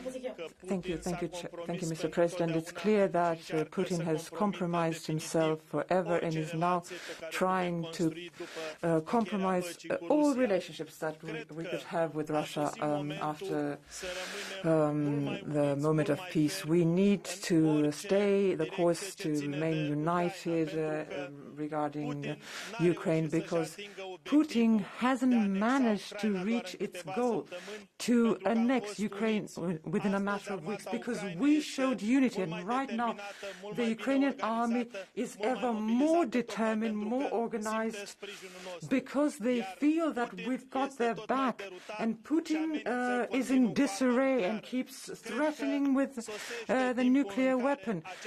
It's high time for this tyrant to understand that he cannot keep going further with this policy of terror and blackmail. We need to show solidarity and unity against this tyrant. Thank you very much. Thank you very much. The next one to speak is Madam Maria Grappini. The floor is yours. Thank you, Chair, Commissioner. I'd like to ask a question about the President of the Commission's declaration. Of course, the energy crisis and the conflict in Ukraine are things that make each other worse. So we've discussed about capping the gas price. I guess everyone agrees, but what does the President mean by mentioning a homogeneous level? What does that mean? There are countries where consumption per capita is 4 times less than the European average. And this is the case of my country. Those who already consume less, can they all cut down even more? I think we should pay attention here, and the Commission should suggest a mechanism that would not be detrimental to citizens that already use less, such as the citizens of my country. Thank you. Thank you very much. And last one to speak is Mr. Georgios Kyrtsos. The floor is yours. Thank you very much, sir. The war unleashed by Russia upon Ukraine has entered into a new phase, which means new obligations for us. Ukraine is showing that it is very effective and it's very generous, and therefore we must increase the strategic assistance given to that country by the European Union, because they're far too dependent on the United States military assistance, and this may have an influence on their future decisions. We must win the war of information ideas against Putin. We're doing so because Putin is now undergoing internal pressure, but we must step up our efforts, and we cannot succumb to any form of populism. Last, there's still big European interests that are actually making a profit out of this war of Putin's, and therefore we must set even more limitations. We cannot simply allow that the sacrifice of so many should enrich a few. Thank you very much. The next one to speak on behalf of the European Commission will be its Vice President, Maroš Šefčovič. Take your seats quietly so that we can hear Mr. Šefčovič's presentation. Thank you. Thank you very much, Mr. President, Mr. President of the Council of the European Union, dear Minister Beck. Today's debate focuses on the most important challenges of today's Europe. You all mentioned war on our continent, rightly pointed out the serious concerns of the people in Europe on high inflation, high energy prices, overall social cohesion, and of course on the future of our businesses and industry. And I really would like to thank all honourable members for what I felt was truly overwhelming support and solidarity with Ukrainian people. And I think that we can also state that every day we see that our support is crucial, that it works and it brings tangible results. And no sham referenda are going to change that. And I agree with Mr. Austrevicius or with Mr. Mian Mon that the decisions we are taking today will frame the European and I would say global security for many decades.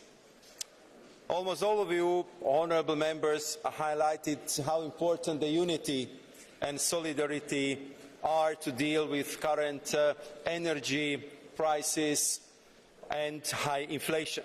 As Madam Wattmans has said, this is time for truly European solutions, because only that approach will bring results we need. And you know that together with your support, we already did a lot. We reduced gas consumption, we decreased gas supplies coming from Russia in a significant manner, and we filled up our gas storages. But we all know that more is needed, and therefore we are going to scheme exceptional profits of the energy companies to support vulnerable citizens and businesses. And thanks to the excellent work of the Czech presidency, we already found an agreement on Repower EU to provide additional resources in those efforts. It's clear that the next days will be of crucial importance for pushing our actions to the next level. President von der Leyen will send a roadmap in a letter to prepare the ground for a meeting of EU leaders in Prague. We will complement it with our negotiations with trusted partners as for example Norway, to dampen price we pay for energy, and we are going to use much more our strong market power as being big economy and very important energy importer. I am sure that our suppliers, especially our friends and allies, want not only to conclude the deals which are beneficial for both sides, but they also want to support us in our principled positions to help Ukraine and further increase pressure on Russian aggressors.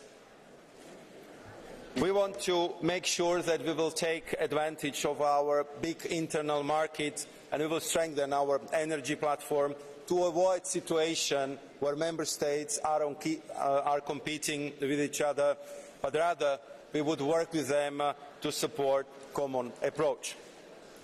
To take on the inflationary impact of gas on electricity, today the President of the Commission was very clear in sending clear signals on our readiness to discuss cap on price for gas for generating electricity.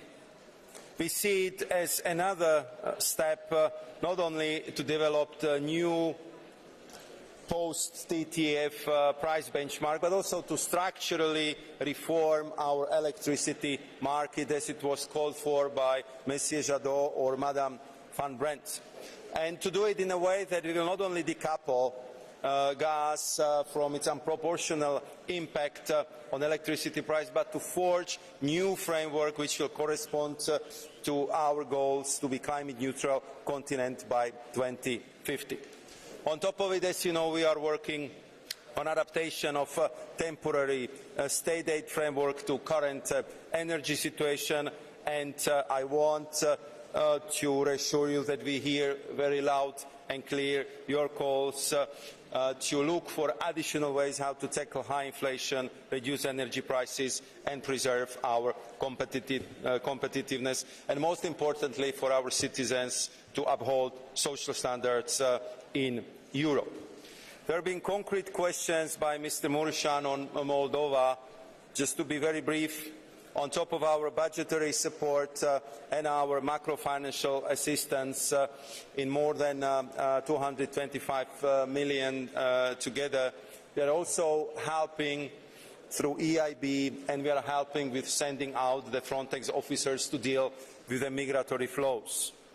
I want also to acknowledge very clear questions and points by Madame Fritzen and Madame Kumpula-Natri concerning the visas for Russians, and here I think the very concrete guidelines proposed by my colleague Ylva Johansson are, I think, the best way forward. To Mr. Bart Groothuis, I want to reassure him that we are ready to explore all possibilities to look for additional avenues how to better protect our critical infrastructure, and will be looking forward to our cooperation in that regard. So to conclude, honourable members, I really would like to thank you for today's debate, for bringing lots of new ideas to the table, and to really make sure that, as we always do, we will prevail also this crisis and we will emerge stronger from this very challenging experience. Thank you very much, Mr. President.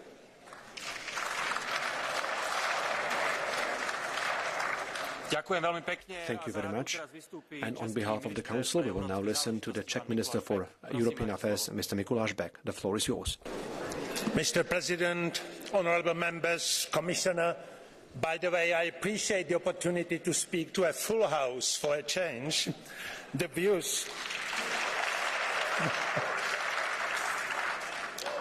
views expressed here today bear witness to this Parliament's overwhelming and continued support for the EU's course of action towards Russia's war of aggression against Ukraine. Listening to you, I reiterate the words expressed by the High Representative. Our efforts must continue. Our strategy to counter Russia's offensive has worked until now and must be sustained. Support Ukraine in all terms, pressure Russia and engage with the rest of the world. We will continue to provide military assistance to the Ukrainian government to ensure that recent military gains are sustainable in the long run. We also need to continue supporting Ukraine financially in a predictable way. In working with our international partners, we will make sure that Russia is held accountable for the crimes it has committed, and we will develop stronger tools to counter Russia's parallel war of disinformation. High Representative Borrell spoke at the beginning about the 8th sanctions package, and here I am pleased to inform you that EU ambassadors Coreper confirmed agreement on this package a couple of minutes ago.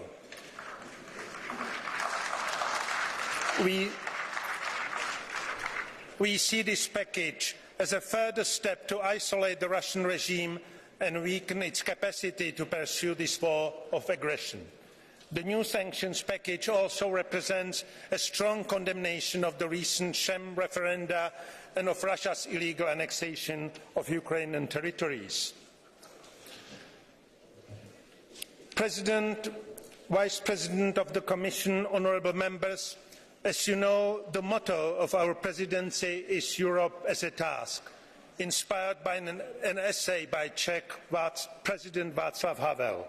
It is symbolically today, the day of Václav Havel's birthday, that we are discussing one of the most important tasks that lie ahead of us.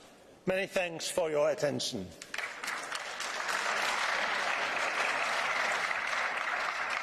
Ďakujem veľmi pekne. Thank you very much. I have received 5 proposals for a resolution to conclude this debate. I can conclude this discussion. The vote will be held tomorrow. Ms. Tatjana Melbart has left the non-attached members and joins the EPP group as from 5th of October this year. Now we'll continue with the vote.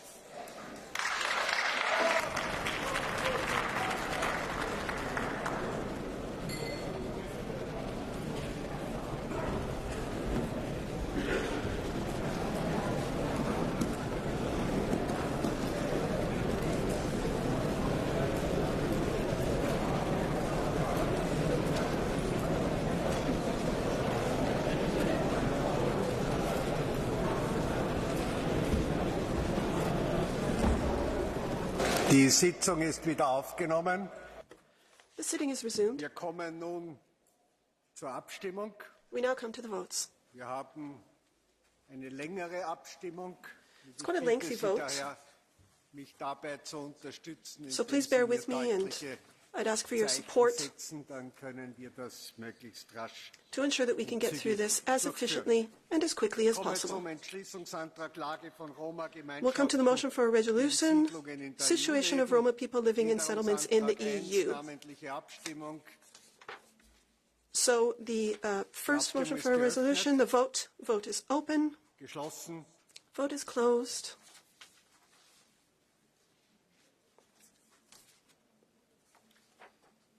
Abgelehnt. Rejected. Änderungsantrag 2 mit der Hand. Motion for a resolution 2, raise of hands. Who's in favor? Who's opposed? Abgelehnt. Rejected. Paragraph 2 in 2 parts, both roll call votes. First part, vote is open. Geschlossen. Vote is closed. Adopted. Adopted. Part 2, vote is open. Geschlossen. Closed.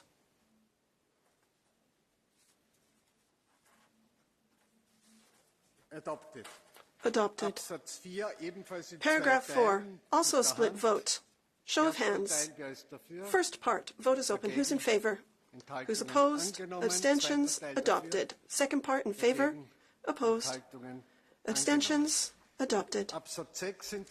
Paragraph 6, split vote. First part, who's in favor? Opposed? And abstentions? Adopted. Second part, in favor? Opposed? Abstentions? Adopted. Paragraph 8, split vote. First part, in favor? Opposed? Abstentions? Adopted. Second part, in favor? Opposed? Abstentions? Adopted. Paragraph 11, original text. Who's in favor? Opposed? Enthaltungen? Abstentions? Angenommen. Adopted. Absatz 12 in zwei Paragraph Teilen. 12, Erster Teil split dafür, vote, first part in favor, dagegen, opposed. Enthaltungen angenommen. Abstentions? Zweiter Teil dafür, Adopted. Second part in favor, dagegen, opposed. Enthaltungen Abstentions? angenommen. Adopted. Komme zu Ende nach Absatz This brings you now to the 15, part after Änderungsantrag paragraph 3 15. dafür, This is Amendment 3 in favor, Enthaltungen opposed, abgelehnt. abstentions, Änderung 4 rejected. dagegen, Amendment 4 in favor, Enthaltungen abgelehnt. opposed, Absatz 16 in zwei Teilen. rejected. Erster Teil, 16, dafür, split vote, first part. Who's in favor? dagegen, Opposed. Enthaltungen angenommen. Abstentions? Zweiter Teil dafür, Adopted. Second part in favor, dagegen, opposed. Enthaltungen Abstentions? angenommen. Adopted. Absatz 18, Paragraph erster Teil 18, split vote, first part in favor, opposed. dafür, Enthaltungen angenommen. Zweiter Abstentions Teil dafür, adopted. Second part in favor, dagegen, opposed. Enthaltungen Abstentions angenommen. adopted. Absatz 19, erster Paragraph Teil 19, dafür, split vote, first part in Dagegen. favor, opposed. Enthaltungen angenommen. Abstentions Zweiter Teil adopted. dafür, Second part in favor, dagegen, opposed. Enthaltungen Abstentions angenommen. Absatz adopted. 22 Paragraph in zwei 22, Teilen, erster Teil split dafür, vote, first part in favor, dagegen, opposed. Enthaltungen Abstentions angenommen. Zweiter adopted. Teil Second dafür, part in favor, dagegen, opposed. Enthaltungen Abstentions angenommen. adopted.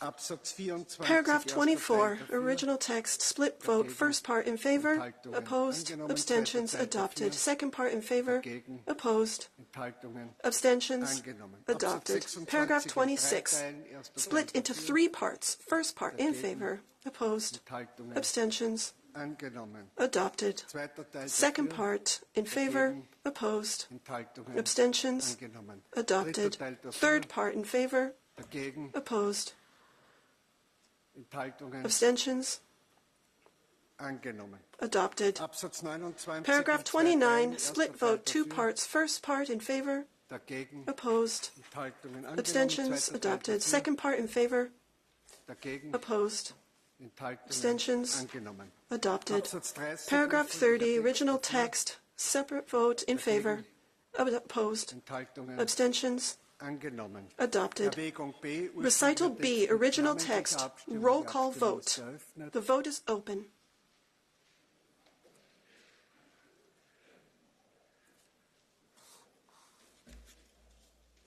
Geschlossen. Vote is closed. Adopted.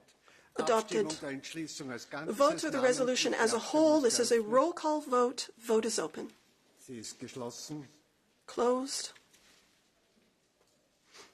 Adopted. Adopted. Wir kommen, herzliche Gratulation. Wir kommen Congratulations. zur Entschließung wichtigste This brings us Ziele to für die the Tagung der motion for a COP19. resolution, key objectives to the CITES COP19 meeting in Panama. Absatz 6 in zwei Teilen. Erster Paragraph Teil 6, 2 dafür, parts. First part, dagegen, vote in favor, Enthaltungen opposed, angenommen. Zweiter Teil abstentions dafür, adopted. Second part in favor, Dagegen. opposed, Enthaltungen. abstentions, Check. Die check. Abstimmung ist eröffnet. Vote is open, Geschlossen. closed, Angenommen. adopted. Absatz 14, erster Paragraph Teil. 14, first part of the split vote in favor, opposed, Enthaltungen abstentions, angenommen. Zweiter adopted. Teil Second dafür, part in favor, dagegen, opposed, Enthaltungen abstentions, angenommen. Absatz 38, adopted. Änderungsantrag Paragraph 1 dafür, 38, Amendment 1 in favor, dagegen, opposed, Enthaltungen. abstentions, Muss ich checken. Die Abstimmung check. ist eröffnet. Voting is open, Geschlossen. closed, Abgelehnt. rejected. Absatz 39, Paragraph namentliche Abstimmung 39, eröffnet. original text, roll call vote, voting is open, Geschlossen. closed, Adopted. adopted. Änderungsantrag 2, wer ist dafür? Amendment 2, who's in favor? Wer ist dagegen? Please show. Who's opposed? Wer enthält sich? Abstentions? Abgelehnt. Absatz Rejected. 57, ursprünglicher Paragraph Text, 57, dafür, original text, separate vote in favor, dagegen, opposed, Enthaltungen, abstentions, angenommen. Absatz accepted, 67, adopted. ursprünglicher 67, Text in zwei original Teilen, text, erster split Teil vote, dafür, first part in favor, dagegen, opposed, Enthaltungen, Angenommen. Abstentions? Zweiter Teil dafür. Adopted. Second part in favor? Opposed? Enthaltungen. Abstentions? Check. Check. Abstimmung ist eröffnet. Voting is open. Geschlossen. Closed. Adopted. Adopted. Absatz 87. Paragraph ursprünglicher 87, Text original dafür. text, is in favor. Dagegen. Opposed? Enthaltungen. Abstentions? Angenommen. Adopted. Die Abstimmung. The vote on the resolution, Die Abstimmung check. ist eröffnet. Check on the last vote. Vote is open. Geschlossen. Vote is closed. Adopted. Adopted. Die Abstimmung als Ganzes. The vote on the resolution as a whole, this is a roll call vote. The voting is open. Geschlossen. Closed. Adopted. Adopted. Wir kommen zum Bericht von Herrn Castaldo. This brings us to Mr. Castaldo's report, the EU's strategic relationship and partnership with the Horn of Africa. Wir stimmen en bloc die Block vote Änderungsanträge for 19 amendments bis 17, 19 bis 21. 12 to 17, 19 to 21 in favor. Wer ist dagegen? Opposed? Wer enthält sich? Abstentions? Adopted. Änderungsantrag 3, die Abstimmung ist eröffnet. Amendment 3, voting is open. Roll call vote. Geschlossen. Closed. Abgelehnt.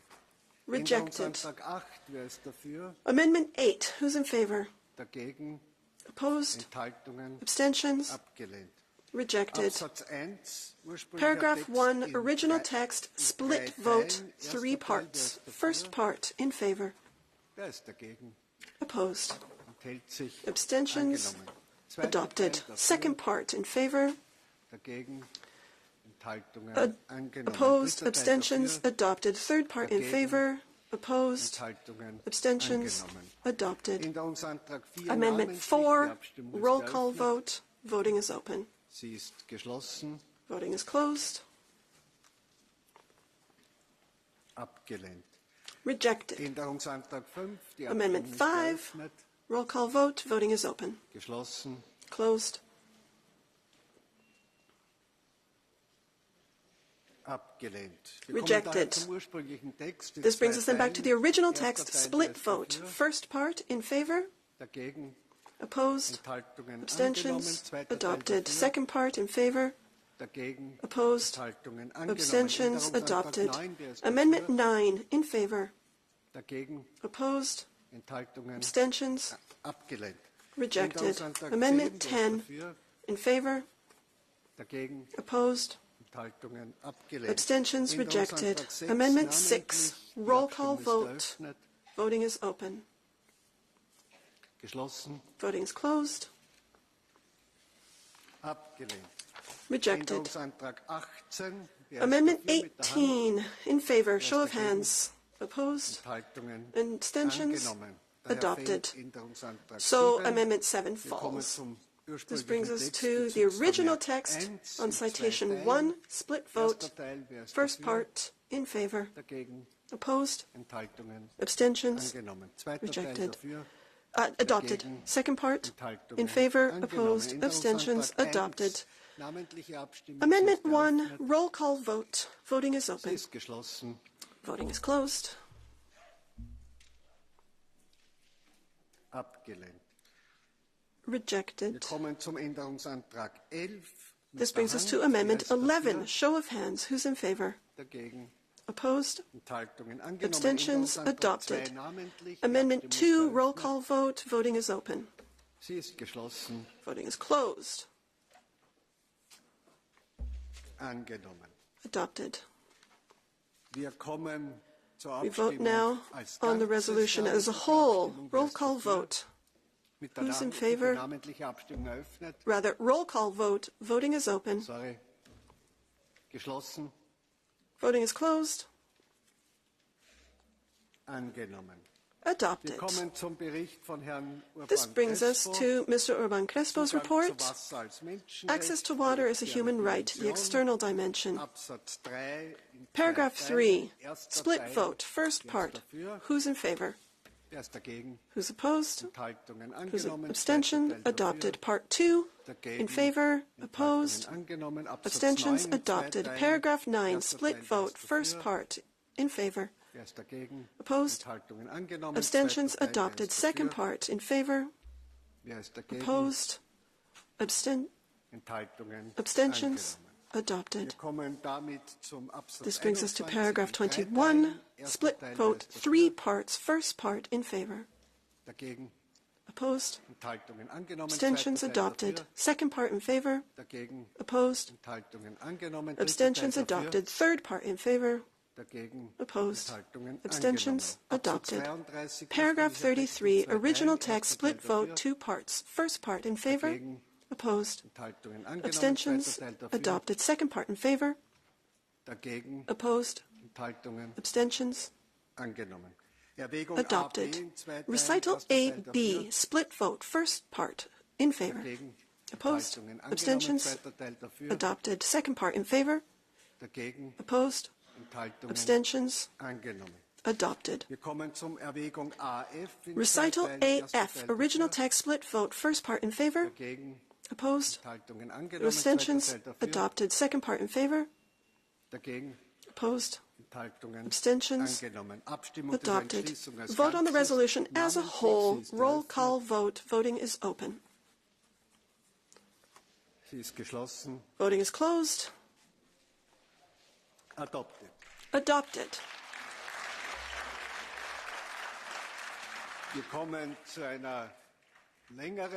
This brings us to a longer vote with 63 amendments. This is the resolution on the EU's response to the increase in energy prices in Europe. This is a joint motion for a resolution. Paragraph 1, split vote. First part, show of hands in favor, opposed, abstentions, adopted. Second part, roll call vote. Voting is open. Voting is closed. Adopted. Paragraph 3. Split vote, 4 parts. First part, in favor. Opposed. Abstentions, adopted. Second part, in favor. Opposed. Abstentions, adopted. Third part, roll call vote. Voting's open. Closed. Adopted. Fourth part, in favor. Show of hands. Opposed. Abstentions? Adopted. Amendment 8. Roll call vote. Vote is open. Closed. Rejected. Amendment 9. Roll call vote. Vote is open. Vote is closed. Rejected. Amendment 17, this is a show of hands. In favor? Opposed. Abstentions? Rejected. 18, roll call vote. Vote is open. Closed.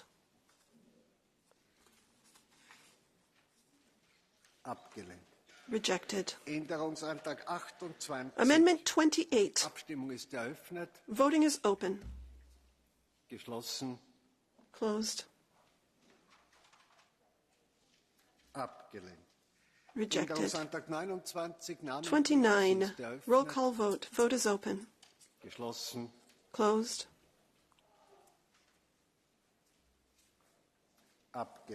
Rejected. Amendment 30. Roll call vote. Vote is open. Closed. Rejected. 31. Show of hands. Who's in favor? Who's opposed? Abstentions? Check. Voting is open. Voting is closed. Adopted. Amendment 41. In favor. Opposed? Abstentions? Rejected. 57. In favor? Okay, we will check. 41. Voting is open. Geschlossen. Closed.